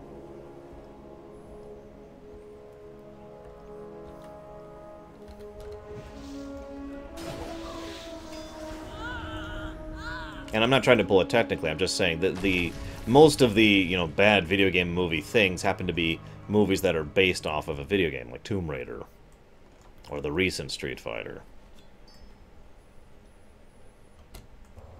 Or, God, I mean, just take your pick. I'm not sure if funny is the word I'd use for that, Zuan. I didn't care for Tomb Raider, I'll be 100% honest on that one.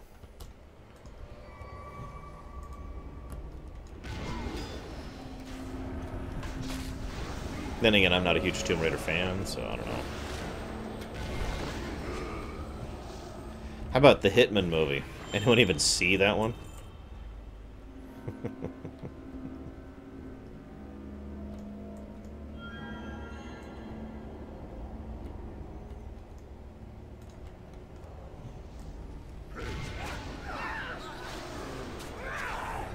And of course, we have the best Metal Gear Solid movie ever made, Escape from L.A.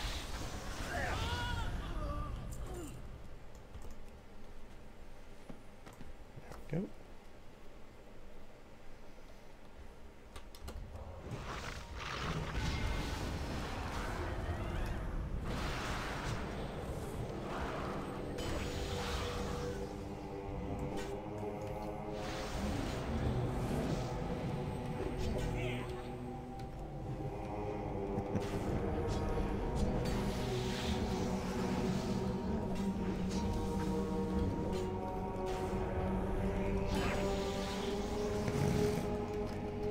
Man, Rory, all I got to say that is when they announced a Mario Brothers movie, I was right up there. Front line, opening day, not night, I was kind of young.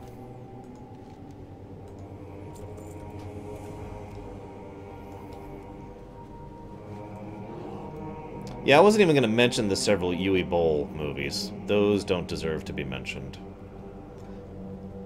Although Dead Island is probably the worst, or not Dead Island, House of the Dead is probably the worst of those. Darn it, Braylon. Greetings. What'd I tell you about the flooding? Some things are just worth fighting for, Blood Elf, and these are such things. With these we can account for our fallen and rebuild.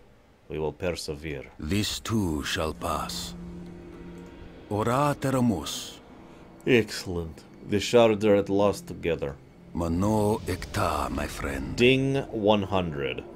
Unlike all the other pictures, I'm going to take this the very... like, in this exact spot, because this is the exact spot I got the level 100 ding at.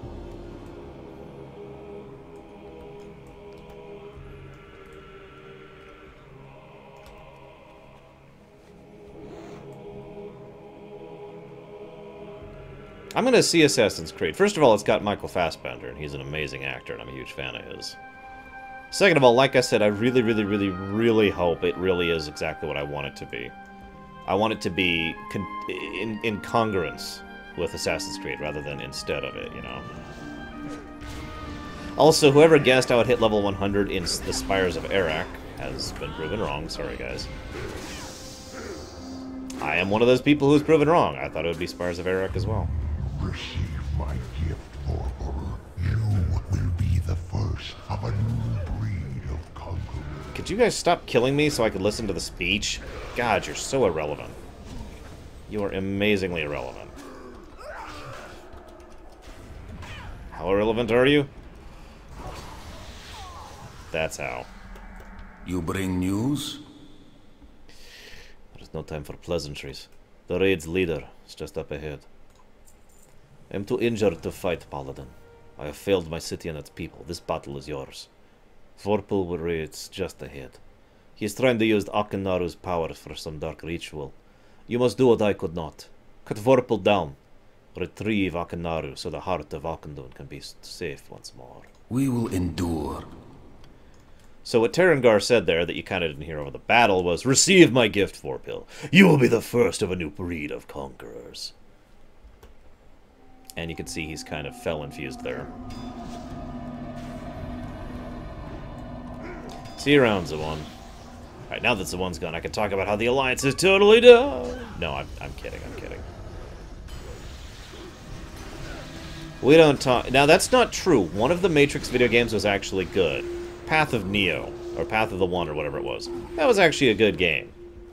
It's the first and only good Matrix game, but still. Terengar said we would have the bodies, and he would have the souls. And yes, the Matrix got an MMO, and I beta tested it, because I beta tested every MMO. Holy moly. Ora teramus. We need the final piece of the heart. Well done. I shall take Akenaru to Akendun. The Shadow Council has no place in our lands. It's time to retaliate against this foe. Meet me at Retribution Point and we will take this fight to the Shadow Council. Terengar shall not feast on another soul so long as we stand in his way. His reign of terror ends today. Mano Ekta, my friend. I fear that even with the heart intact, Akendun's defenses may not be enough. The Shadow Council has eyes everywhere. We must deny Terengar's entrance to Akendun. Come! Let us meet at the Retribution Point. Discuss how to bring the fright to the enemy. Here we are once again kind of seeing how incredibly different the presentation is between the Iron Horde as a bad guy and the Burning Legion as a bad guy. The Iron Horde had about 6 quests, an epic cutscene, sure, but that was it. Meanwhile, we are still doing the Legion chain, which, as I mentioned before, is basically the primary chain running throughout the zone, and is also the only quest chain in the entire game. Oh, that's a lie. Excuse me. One of 2 quest chains in the entire game that actually leads into a dungeon in Warlords. Which is an exception because Warlords didn't really handle the dungeons thing that well.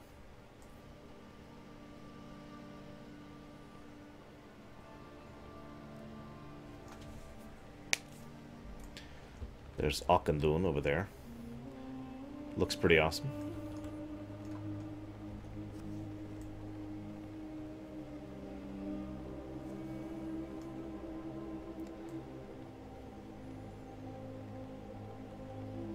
Don't forget, Liam Neeson signed up for Phantom Menace without even reading the script. He was asked to star in a Star Wars and he said yes. And let's be blunt. Leaf Shadow has hidden our position from Tarangor, and his forces have not yet left Gulrock for their final march on Akendun. We have the element of surprise on our side. They are far too powerful to attack head-on. Restalon is most familiar with this area. I believe he has a plan. Also, I just really like seeing the Akanai and the Sunsworn working together here. It's a nice picture of what the Horde and the Alliance really should be. I'm sorry, that is my opinion. I should clarify that. It is my opinion this is what the Alliance and the Horde should be. But whatever. Come, speak with me. Our enemy has been pushed back to Akendun's defenses restored, thanks to your help, but we're not done here yet. We've identified the location of Terengar's compound, but his forces are already stronger than anything we've ever faced. We need to gain an edge, and quickly. The cursed spirits of the Angarash ogres are ancient enemies lingering in nearby ruins. Go there, gather the Angarash spellbook and the grimoire of binding. Perform the ritual prescribed to lift their curse, and seek their aid. It's a long shot, but we don't have any other options. Never back down. A new Belore Delinar. They may be spirits, but the Angarash are still ogres. Even with their books in hand, they won't respect you till you prove yourself, and there's only one way to earn that, by killing them. You should take out as many of the Angarash and their pets as you can while you're in the ruins. Time is of the essence.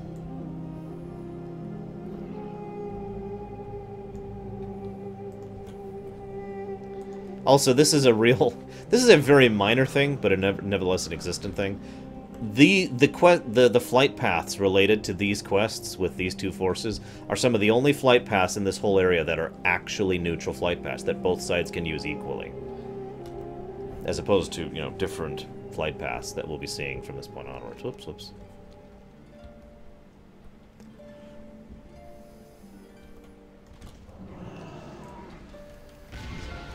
So as we can see, there's a fairly large number of Type 2 Ogre villains here. Did I say villains? God, sorry. A lot of Type 2 Ogre spirits here. Ogre undead. It's debatable if these were Ogre spirits that willingly became Ancestral spirits or not. I personally have a slightly different theory. I think that these Ogre spirits became Ogre spirits because they kind of wanted to... that whole, no, I refuse to die mentality, basically, to put it as simply as possible. I will cling to life. Keep in mind, these are ogre magi for the most part.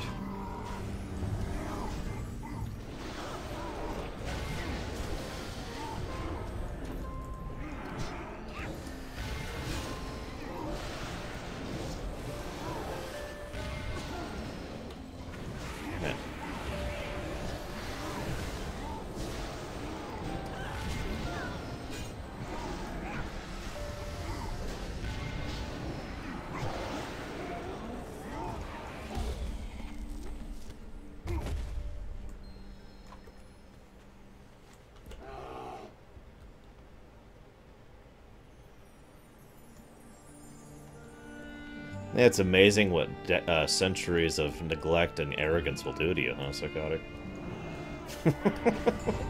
Yeah, you notice I'm not really saying anything. I have nothing to add to the Star Wars discussion. I've kind of covered this topic many, many times already. Not really, Magister. It's more implied that what we're doing is forcing them to rest. The ones that we're killing, of course. We're obviously not killing all of them.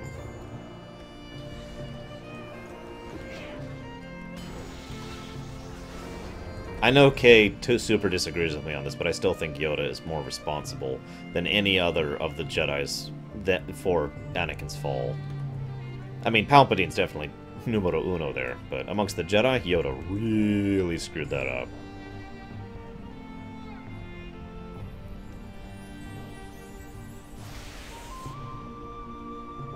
I am free! Okay, let's try that again. Because... Ah!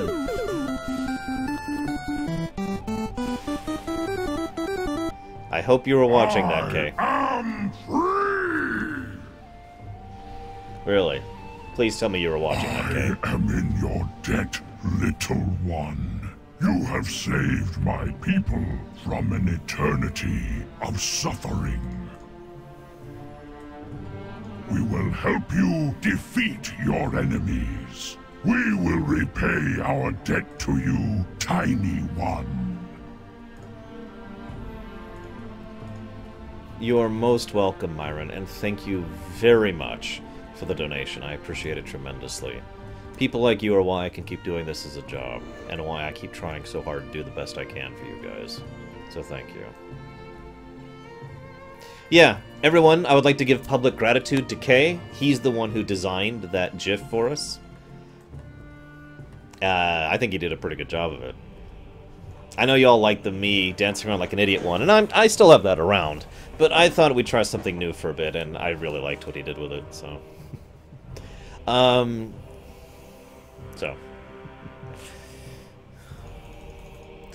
Why don't we add that to... Myron, would you like to put that towards Crayola or Sexy? Take your pick. You can also pick a mount for me to ride around on if you'd like. I still have to wear the Gronling, which I'm actually going to start using now, actually. The eternal sun guides us. Ah!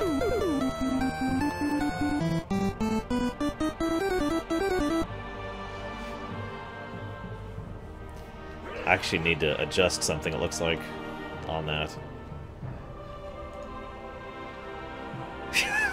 That was a donation from Gnarlix, which says, I like the new GIF. Because it's pronounced GIF, damn it! Hang on, so I need to lower the second to... Let's try it that long, maybe? Save... Settings...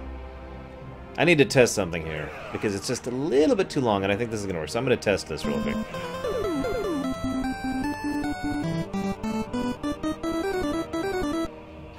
I think we'll just leave it. What do you think? Should I leave it so it kind of forces down the loop? Or should I go ahead and chop it shorter, like I just did just now? Because I can do both. I'm torn on it. Because, yeah, the loop is literally like half a second too short on the actual GIF.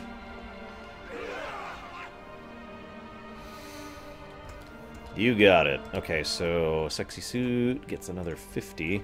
I'm sure he'll be very happy about that tomorrow. It's actually catching on the normal suit.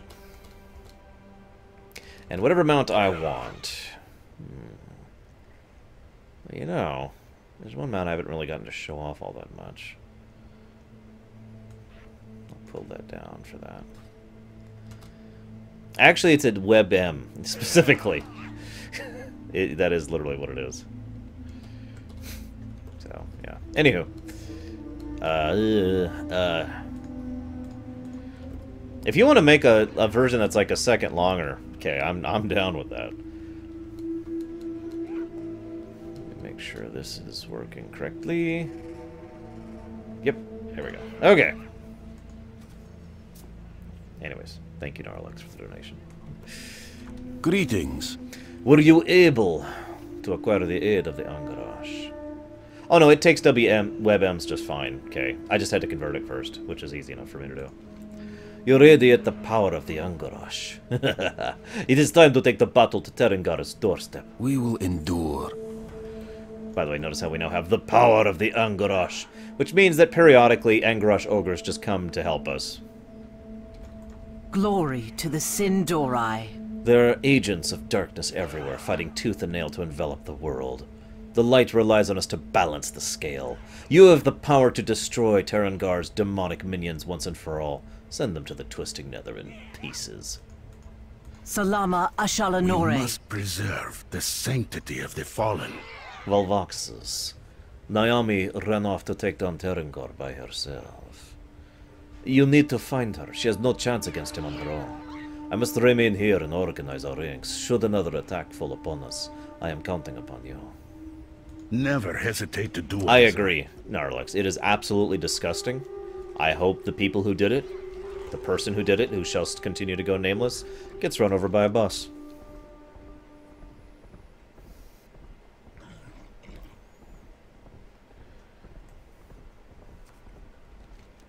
It is a...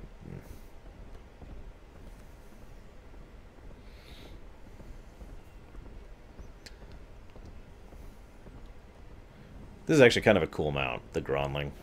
I still want a full Gron mount, though. But then again, all these years we still have never been able to mount a dragon. You ever notice that? We have never actually mounted a dragon before. Every single dragon mount we are on is a Drake or a Proto-Drake.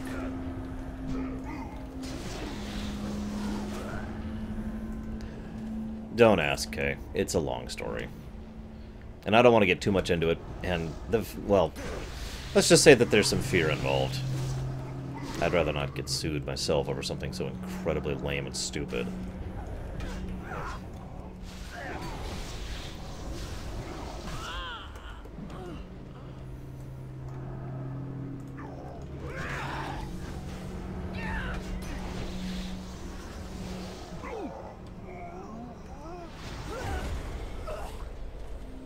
I guess that's true, MPPY. There's also a couple of cutscenes we've had, of going all the way back to BC, where we've ran around on, or we've ridden around on a proper dragon, not just a drake.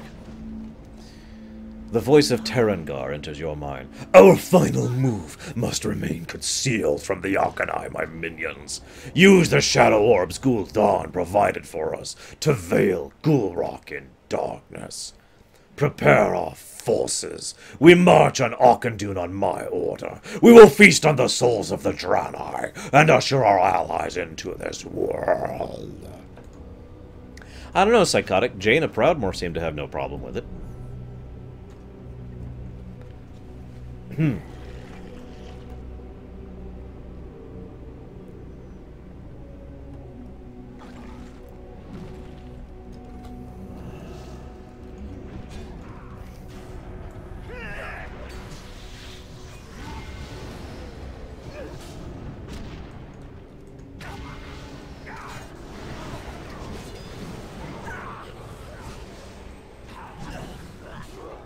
I don't know if you can tell, but these guys have way more health than, like, anything else in this area. This is kind of what I was talking about back in Gorgrund.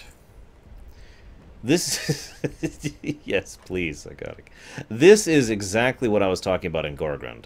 They have given us these additional buffs, which you get as part of the quest. You literally can't even do these quests until you have this bonus power of the Angarash. And having the Angarash enables you to push through these guys who otherwise would just take so long, because they're not actually elites, but they functionally might as well be elites, because they have the stats of elites, you know what I mean? Baladash, Malanore. Please, Valvaxus, I don't have much time. The Shadow Council have allowed themselves to be turned into demons by Terengar and his locks. I have reason to believe the Shadowmourne Dementors are using spells given them by Gul'dan to empower the demonic orcs. Take their spellbooks, cast them into the fire. It will be a pleasant sight to die to. Remember the sun well.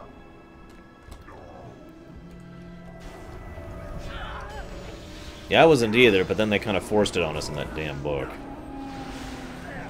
Speaking of which, I'm seriously considering about buying a hard copy of the Illidan book. I really enjoyed that book.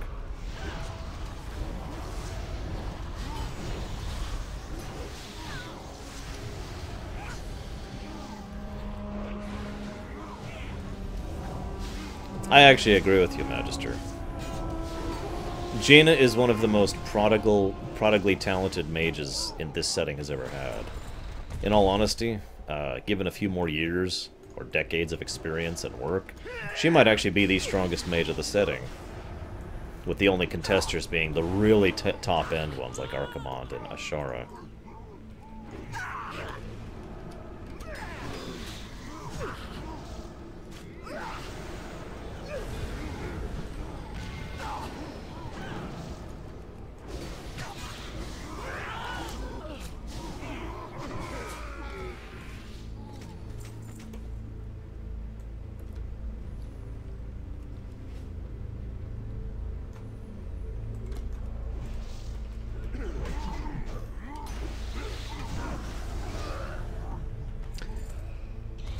By the way, this is another minor example of it, but this is another example of the whole... The more you're willing to cost to yourself, the more powerful you can be when it comes to Fel. Most of these mobs are stronger than any of the other mobs we find in the zone, and that's a good example of gameplay and story integration, because they should be. They're Fel-infused, you know? Again, kind of like how Gorgon probably should have been.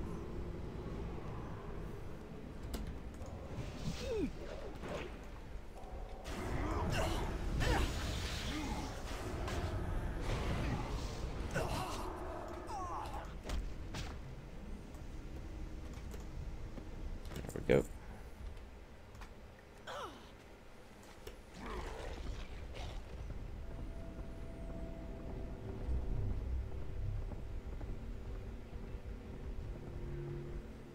Really?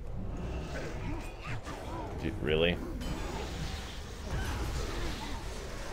Also, so the first time I did this quest, my friend Pax made a lot of fun of me, because I'm basically the Lich King on this quest. I'm certainly strong myself, but as I'm fighting my way through here, I am empowered by the souls of my own fallen enemies, who I have enslaved and well, I shouldn't enslave, how I have coerced to be on my side rather than to be my enemies. In this case, the Angarosh. It's okay, guys, I'm not really the Lich King. Or am I? Bom, bom, bom.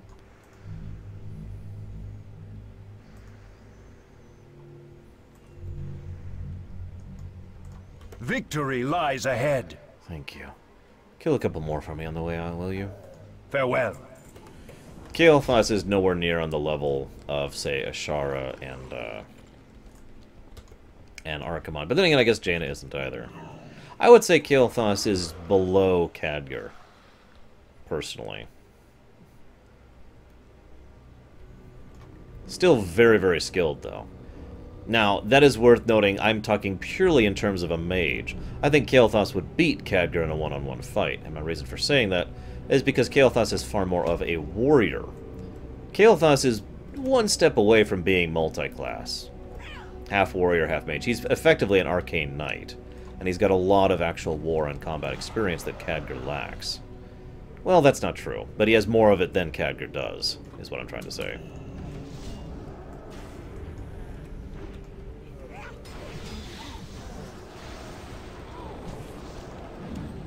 Although I will admit, even then, it would probably still be a close fight, because it's not like Khadgar doesn't have war experience. He fought in, you know, the First and Second Wars. And then he was left in Outland to fend for himself for years. So...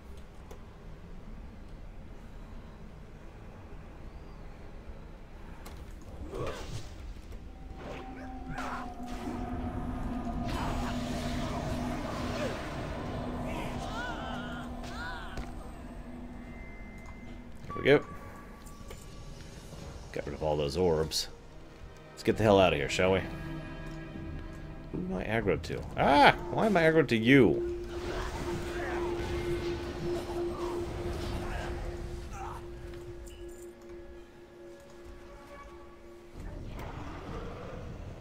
I do love this ghostly visage here. You want to see something freaky, guys? So, hang on, let me make sure I'm safe around here. Yep, okay, so... This spell effect on this thing makes certain mounts look very interesting. Like this one. Which isn't too bad. It just looks kind of different than its norm. But that's not a really big one. Why don't I give you a really different one? How about this one? This looks awesome. I would love it if the mount looked like this normally, right here. Legitimately. I would love that. But no, that's still not the one I actually wanted to show off to you. If I could actually find that. Is this it? See, look at this thing. Look how different this guy looks in this form.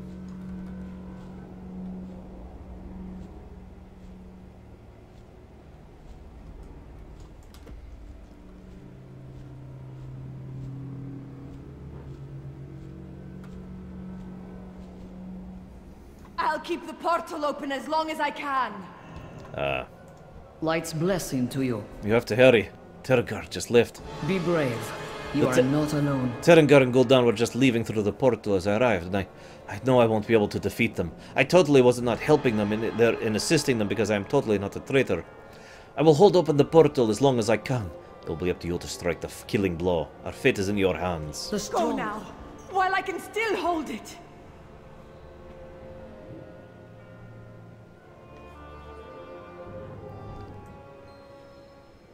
Check this out. The thorn in my side has arrived. It's time I taught you a lesson.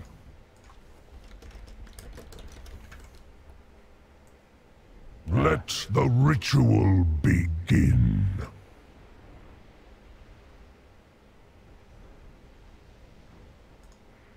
I lend you my strength, Master.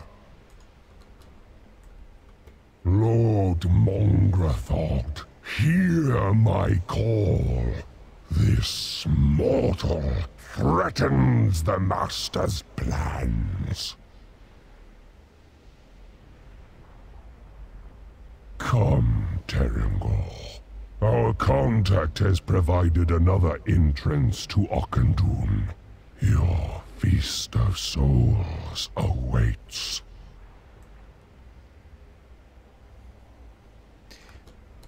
So, we'll go ahead and add a mortal counter really quick. So, a little bit of lore tidbit here. This is not Argus, this is Xandros. I know what you're thinking. What the crap is Xandros? Well, this used to be a planet. This is another of the many worlds that's been consumed and destroyed by the Legion. In fact, that Annihilan right there, Mongrathod, was the one in charge of destroying this one. Suffering will be You won't stand alone. The legendary. light gives us strength. And so we join with Maladar and Liadrin in order to fight a Pit Lord in one-on-one combat on a broken world. Minions, rend their flesh. I also hope you appreciate... I repay my debt. I will handle the portal. Angaros, to me! Notice he's summoning a lot of demons, by the way, as we're fighting this. It's actually a pretty rough fight. I will turn your world to ash! I have it! You Finish will never it! defeat the light, demon!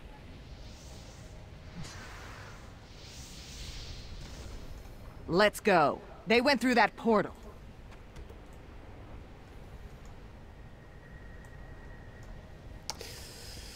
I agree with that, Magister, fully. It makes way too much sense to me that humans who have less time... It's the whole creativity through adversity concept all over again, you know? Someone who is more limited has a tendency to be more creative than someone who is not. It's not always true, but still. Baladash Malanore. And we know there are some elves who are way more talented than some humans, so it's not like it's universally true, too. Already I can feel the light triumph over darkness. We've done it! Stay the course. And yet, have we? We are sworn to Auchendoun's protection. Keep up the defenses. Terengar, Gul'dan, they slaughtered everyone. They just disappeared into the shadows. How did they know where to go? Don't give up, Soulbinders. Auchendoun must be protected. Auchendoun would have fallen to the demons if it were not for you. Even the Blood Elves would not have been enough. I don't know how I could possibly ever repay you. That's it! We are kindred spirits, Valvaxis. I can feel it. How about I stick around with you? I still have to attend my duties in Auchendoon, but I can handle it. What do you say? It'll be great. Yes, please. Draenei Priest, Blood Elf Paladin. It just spells win in my book. Let's go ahead and queue up. This is the one and only dungeon we'll be doing on this character that...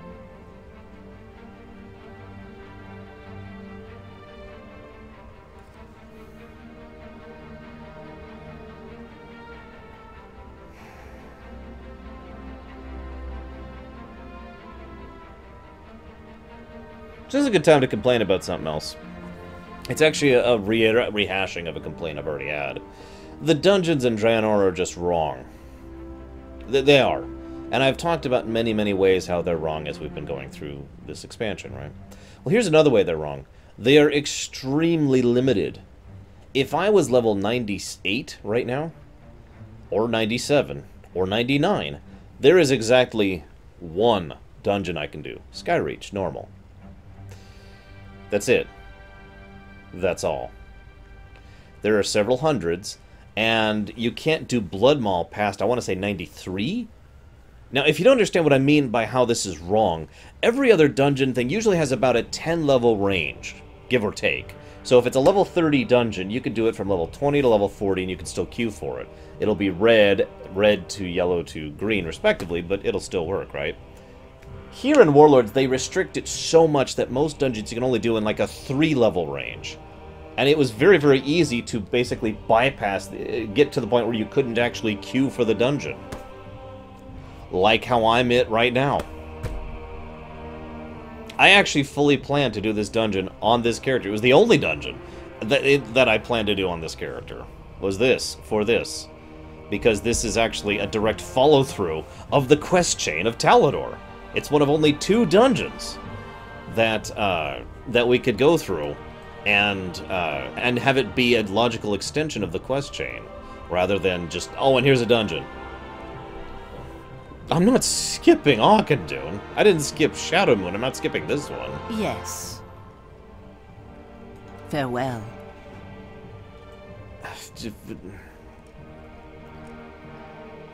Well, that's okay. I have a backup plan. I just didn't want to use it.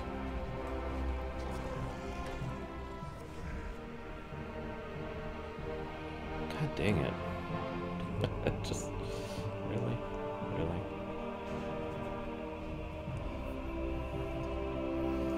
Hello, War Wager. You bring news? This too shall pass.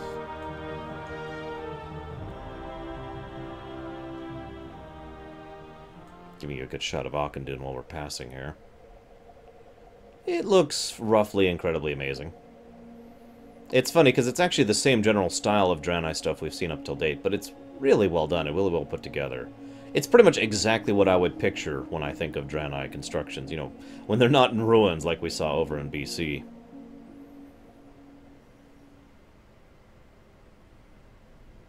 So, that's neat.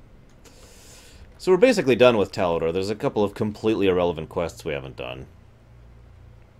The Shattered Hand is making trouble down here. That's it. There's a... I guess I could show that off. I'll show that off. That's basically it. I can't believe that. Jeez Louise.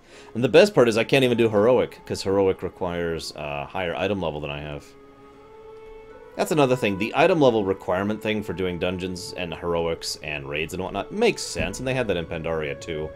But I feel like they just didn't make the numbers right in Warlords. It felt a little bit too aggravating, a little bit too grindy, let me just use the right term, in order to slog my way up the item levels. It's one of the reasons I've only actually geared up one character in Warlords, whereas in basically every previous expansion I geared up several. That's a good question, Lizzo, but I would say after. The Eternal Sun guides us. Yeah, I'm with you on that, Magister. Farewell. So, I do want to show off one thing. Real quick lack. It's going to be roughly over here.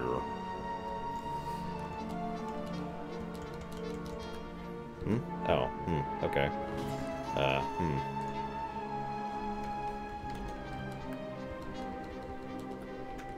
Well, either way, we're going to cut it off soonish. Not just because I'm dying of heat stroke here. It's so warm in here. But also because we're done with the zone, and, you know, we're approaching the 3-hour mark. Anyways, I want to show off a couple more things, and I'm doing Auchindoun, damn it. Even if I have to cheat to do it, I'm still doing it. But I want to show this off real quick. Tomorrow we'll be doing the Spires of Arak. I believe we'll be able to finish that tomorrow. It also has a dungeon attached to it. And, is probably another of my, you know, I like it zones again. Shadowmoon Valley I love, Frostfire I love.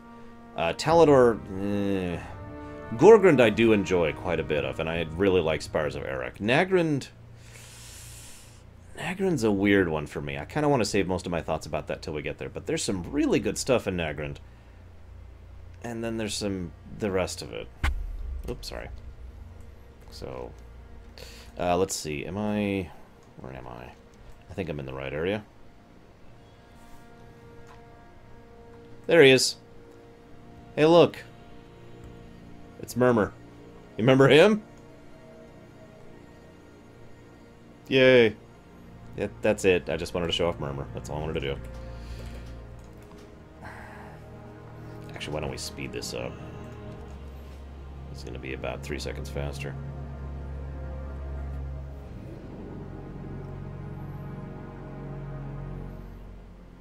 Hey, Nothrazim. Does completely screwing up on a few things count? Oh, actually, there's one... Well, that can wait. There is one other thing I kind of want to do, but I think we'll do it tomorrow. I want to take one last picture, and I think we'll do it when we get to Tanaan. Don't let me forget, when we get to Tanaan, I want to take one last picture for the Lorerun. It'll be literally the last one in the set when we get to it.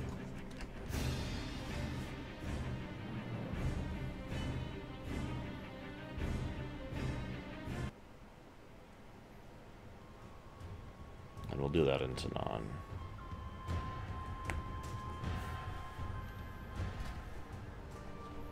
By the way, Murmur gets you the mournful moan of Murmur, which releases a really tiny Murmur who goes, wah. Alright. You gotta be kidding me. I have to do heroic? I hope you guys realize how much I care about you guys. Because I'm going to do a heroic in LFG. As a tank. Just for you guys.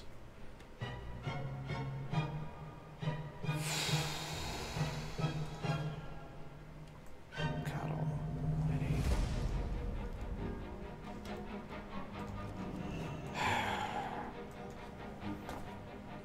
So I really hate queuing as a tank in heroics without a healer I know. In fact, for a long time I actually refused to. I refused to tank unless I had a healer I knew at my back.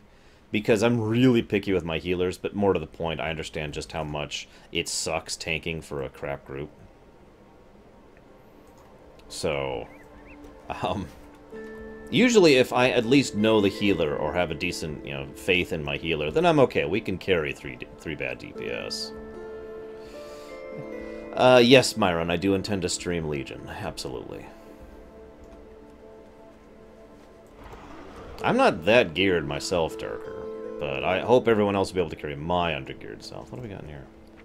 Oh, goody. More scrap that I'll probably be deleting as soon as Legion comes out.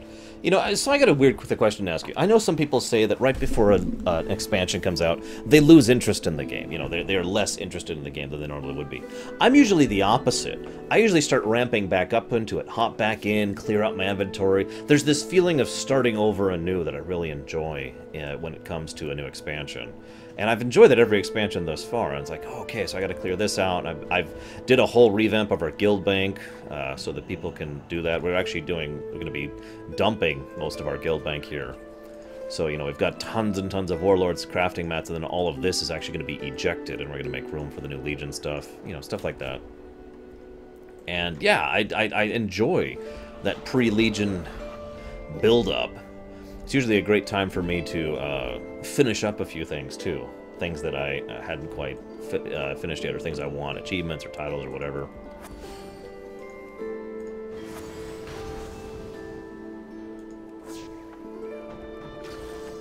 Burnt down the garrison. What did that poor garrison do to you? Don't answer that question. No, Gnarlex. My guild has about 10, I want to say, players overall that play actively, but that's about it.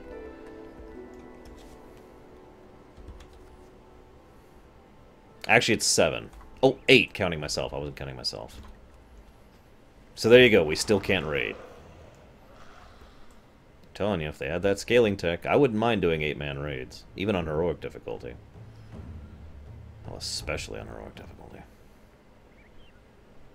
This is taking a while. I'm a tank. Come on. Oh, is that what you're doing, Braden? I know Charlie has been actually crafting stuff. Wow, we actually do have gold in the guild bank. Do what you will with it. It's all getting vendored or tossed when the acclamation patch hits. Everything except for warlord stuff, of course. I'm also... that's right, I need to do that right now. I'll go ahead and do that while I'm standing here. I'm actually going to be tossing all of my own personal reservoirs into the bank. Because I have quite a few crafting mats that I have been storing in my reagent bank, and I need to check all my characters for this.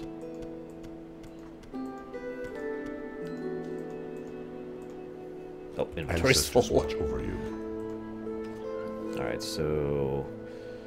very exciting, I know, watching me, you know, sort my bank out here. I am showing you Auchindoun, damn it. The game is not robbing me of this. There are tons of cooking stuff there.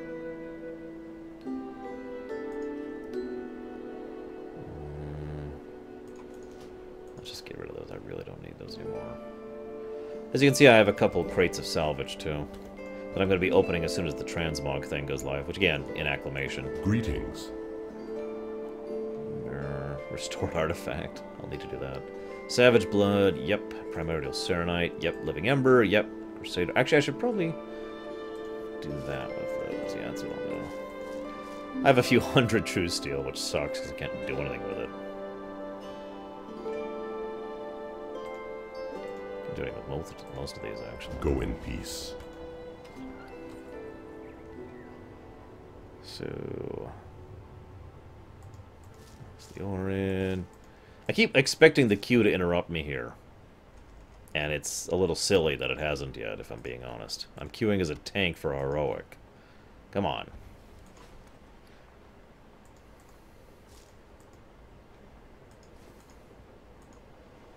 We already have a thing with this. Kargath is very low pop. We have always been a backwater server, ever since the beginning. But it doesn't matter. LFG is across a server group. And we have several larger population groups in ours, including Ragnaros, for that matter.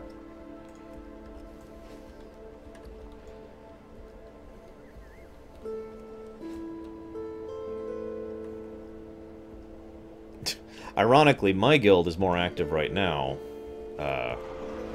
than it has been in the last year or so. Pax and Charlie and Janine are hopping on pretty much daily. And I know Brigwin's been poking around at it too. And I'm not sure what Jezreel's been doing. Oops, wrong thing. Ah, there we go. Finally. Okay, so, Auchindoun. Yes, Auchindoun. Oh, and Chris has been hopping on too. Chris says we need to recruit so we can actually do raids in Legion. I'm not sure how feasible that is, but it's not like I would mind. Assuming I had time. Alright, wish me luck, guys. I'm about to tank with pugs.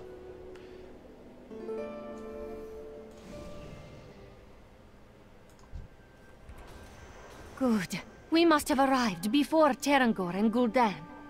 Naomi is working to bolster the defenses against their assault. Follow me. We will report to her. Oh, jeez. Oh, okay. We have a couple of decently geared people here. Oh, no, you can do it on either side, Mira Badera. Beautiful, isn't it? Just think. You're one of the first outsiders to see inside Auchindoun. I have to admit, it is very pretty in here. And I really like what they did with this area. It does look rather Protoss-y, but man, it looks good. Strange. Why is the door sealed? No matter. I want you to pay attention to all these Let us Auchinai here, by the way. See all these Akanai? Oh, I am super elitist about my tanking. I really am. See these guys here? The Vindicators and the Exarchs of the past. Heroes all. Their souls still remain with us here. Naomi, we are here.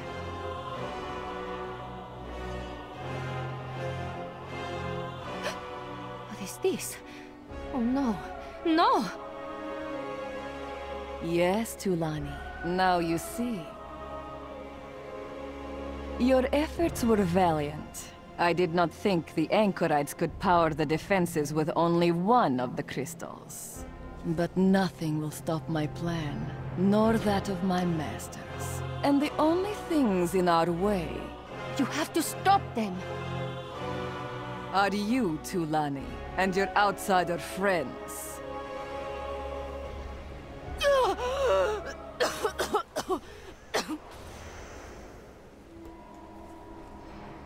I'm amazed the group wasn't complaining at me for watching that. I mean, I'm the tank, so I kind of control the group, but still.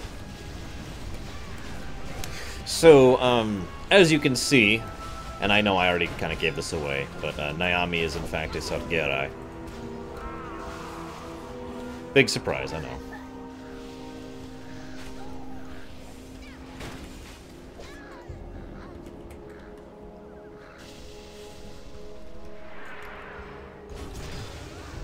Our healer is a little undergeared, so this should be interesting. I'll do everything in my power to not take damage, just to ease the burden for her. This is one of the things I point out when people say how the orcs are inherently evil and blah blah blah blah, because there's a huge number of Draenei who pretty much willingly join the Sargerai. And we talked about this back in Shadowmoon Valley, how logical it is that so many of them would join the Sargerai. Not just for personal power or, you know, more evil reasons, but for more desperate reasons.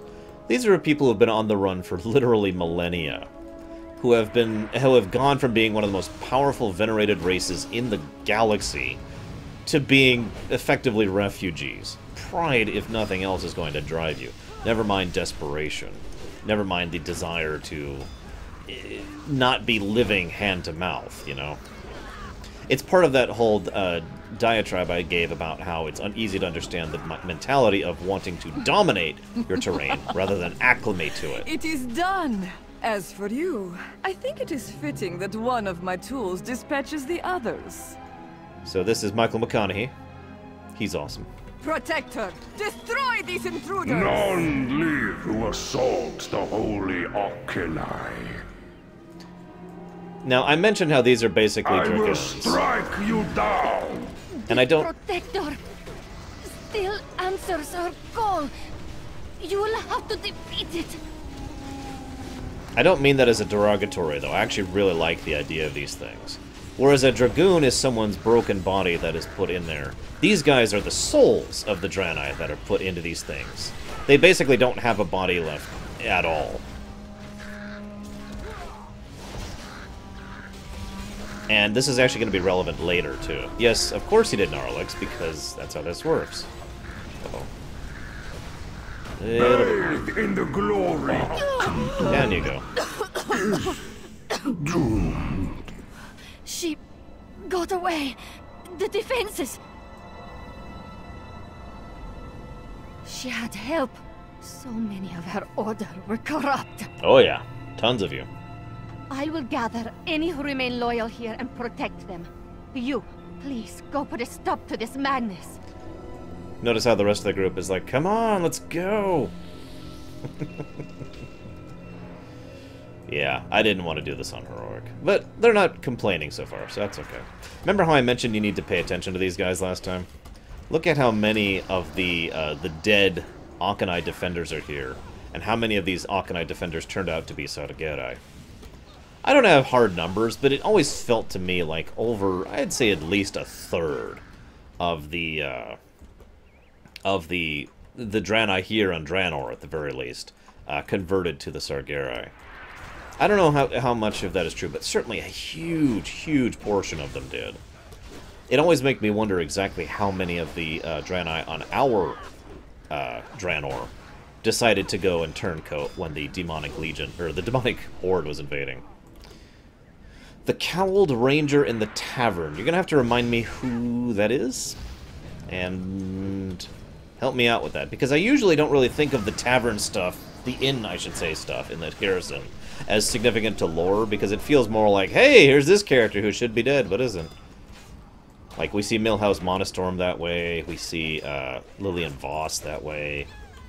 Also, they kind of hint at the return of the Lich King there. By the way, they hint at the return of the Lich King there, just a heads up. Oh, the one looking for Illyria. Well, that was definitely a hint, especially Spence. Well, there's no way to hide this. Legion spoilers, they've already flat out said that Illyria is going to have a presence in Legion. Now, from everything I understand so far, Illyria is not yet in Legion.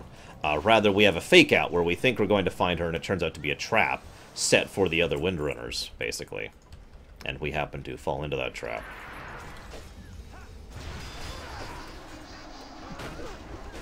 That's really not getting across the full reality of what goes on, but you get the idea.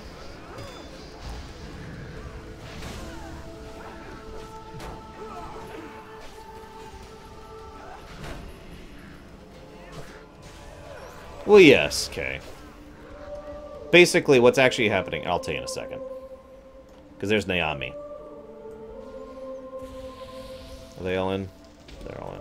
I will coil your souls into darkness. So here's where we actually fight Naomi. Now, if you remember, Naomi was actually in Shadow Moon as well. She was the one who had actually stabbed the Exarch, the Artificer Exarch, whose name I actually can't remember right now.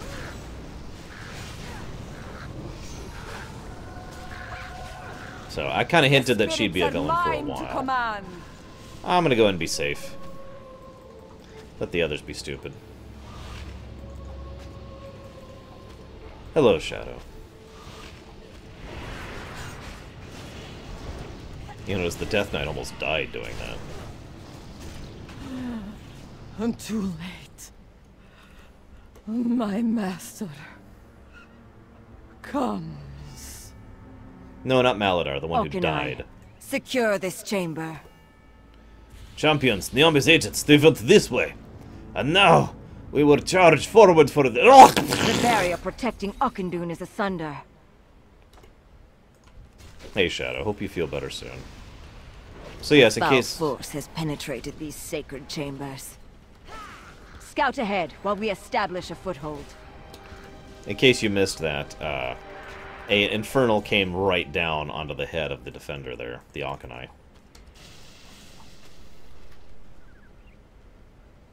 Hate these mobs.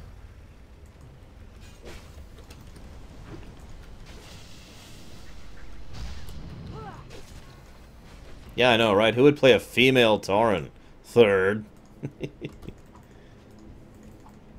Yeah, I'm not looking forward to this next boss. Look, the good news is our DPS isn't exactly bad in this group. Healer's kind of lacking, but the DPS can at least carry us through stuff. So this next boss is actually someone who comes here straight from Argus. Legitimately. He is here, he is one of their vanguard troops. I don't know if that means literally as in terms of fighting force, or in terms of he's one of their people who actually is a competent tactician. Not sure which. But either way, he is summoning reinforcements in here to begin a full-out invasion of Auchindoun and, after that, Draenor itself. So taking him out is kind of important to prevent them from getting a beachhead. As you might imagine.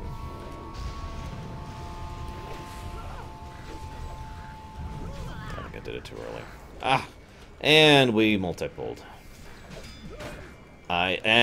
Seriously? You pulled everything? And Death Knight's dead. Yeah, so for everybody's not aware, the way these guys work, they have an 8-second timer on a spell they call Fell Blast. That's all they do. It hits, like, a lot. It does about 100,000 damage on Heroic.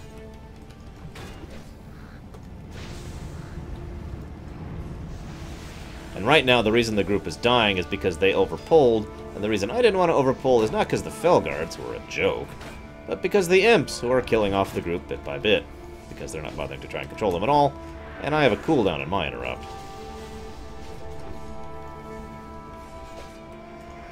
Looks like Barrage pulled them too.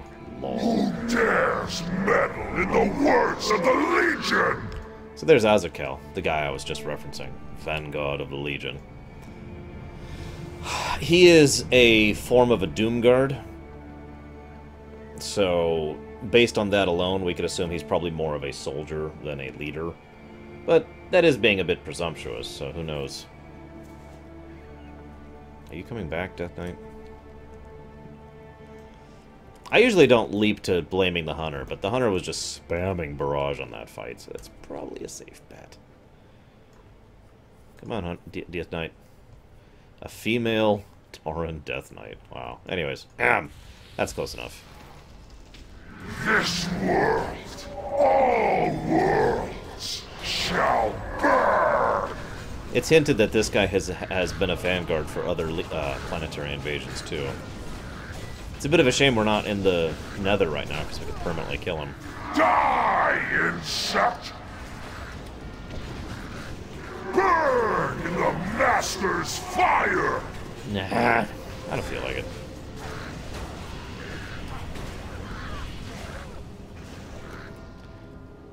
Come forth, servants!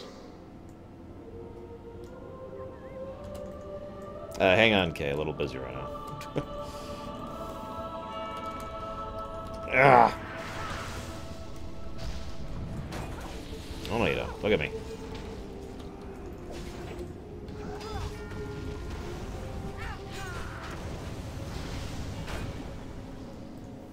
Burn in the mat!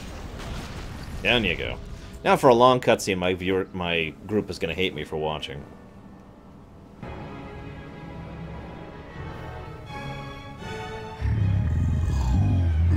The Draenei held such delicious treasures in their temple.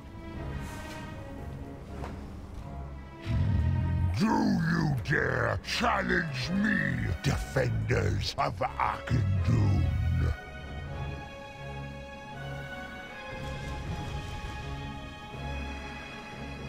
Such decadence. It will all burn. Gul'dan. Such foolishness. This gift. So much more than you could ever know. Long have I waited, hungered to be more. And now all shall bow before me. So it turns out Tarangar is kind of power-crazed. Who knew? Wow, they didn't complain about me not going. Although it looks like they pulled without me. Natch. So yes, this is the central chamber of Ockendune, the Congregation of Souls. We'll be fighting one each of the various specs of the warlocks here. That one was Affliction, I believe. This one is Demonology. And the next one will be Destruction. They do a lot of that. In fact, the very boss himself, Tarangar, will basically choose one of those three specs to fight you as. Which I think is kind of a nice thing. It's random. Some of them are a little easier to handle than others, depending on your group makeup. Yeah, I just don't feel like eating that damage.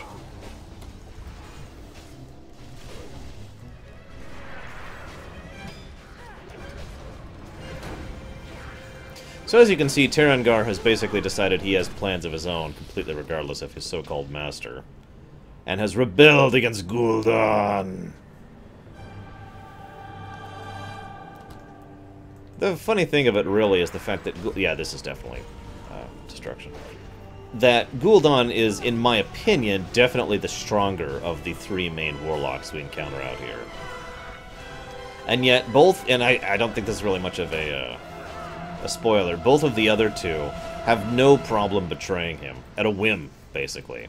Tarangar wants the power of the souls for himself, because all he cares about is power, and Cho'Gall is Cho'Gall, what no more need be said there. We'll talk about Cho'Gall when we get to Nagrund, consequently.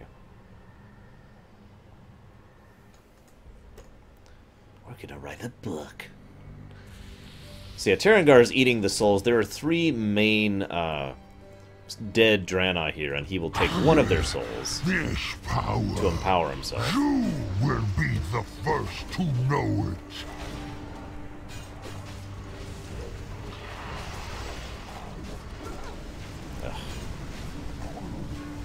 Jorah, Paragon of Order, I shall twist your soul to power destruction.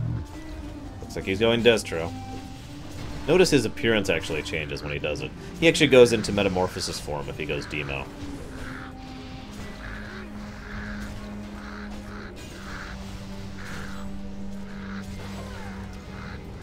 Damn it.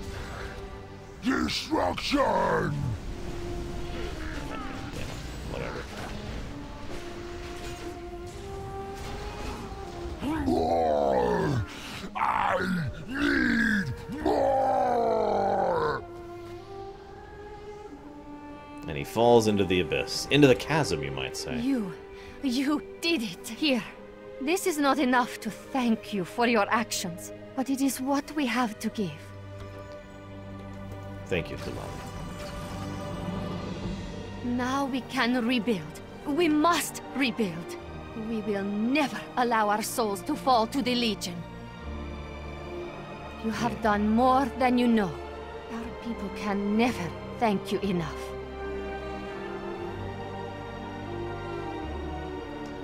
So some people caught even in the day, well hang on. Tarangar just went over the edge. Is he alive? Well, yes. I'll go ahead and spoil that for you flat out. He is very alive and very horrible. We won't be seeing him again until later. So, due to the rather wonky nature of how Warlords does quest progression, unlike in Pandaria, where I could basically prep in advance in order to show you content that was intended to be dealt out piecemeal, I can't do that with Warlords. So for those curious, we will not be showing out the Garrison campaign stuff because it would be a colossal pain to do so. And to be completely blunt, there's not that much to show off anyways. I mean, there's a few things here and there, and a few things I will talk about. Kryuk comes to mind immediately. And Tarangar, but that's it. So, not even going to bother. Sorry, guys. But anyways, that's Auchindoun, the last dungeon that we hadn't shown off already. And that's the end of Talador at that point. Tarangar is gone, defeated, never again to be seen. What do you need? But I think the next thing we're going to have to do is we're going to have to make our way south towards the spires of Iraq. I'm not sure how that's going to go.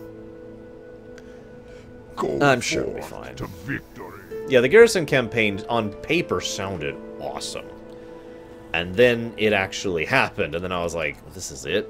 I'll go ahead and tell you a little bit about the Garrison campaign right now, guys. The way it works is you get a quest to go do basically 1 or 2 small events that are lore relevant, but they're very small and they're very brief. It's like a mini cutscene, and it is basically 1 quest of actual content. And then in a week later, you get to come back and do the next quest in the line. And not all the lines were completely connected.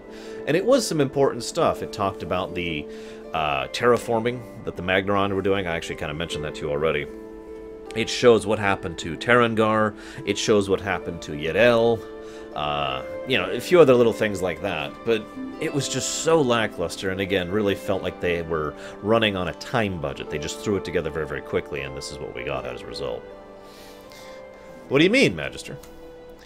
I don't understand why it's a problem, personally. Anyways, so, for now, I'm going to go ahead and chop this off. It's already getting kind of late-ish. Tomorrow we will start up with the Spires of Iraq, and hopefully finish that up tomorrow, which means we'll be finishing up Nagrand Wednesday. So I hope to see you there.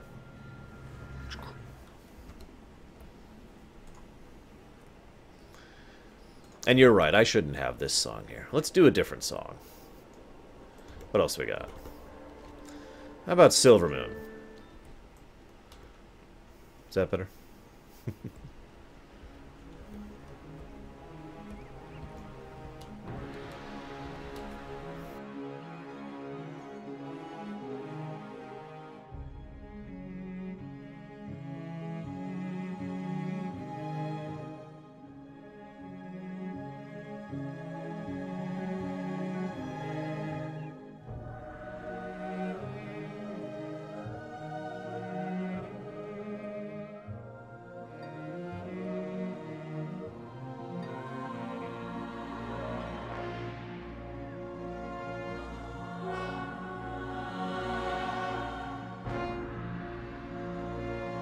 Actually, Wraith, so...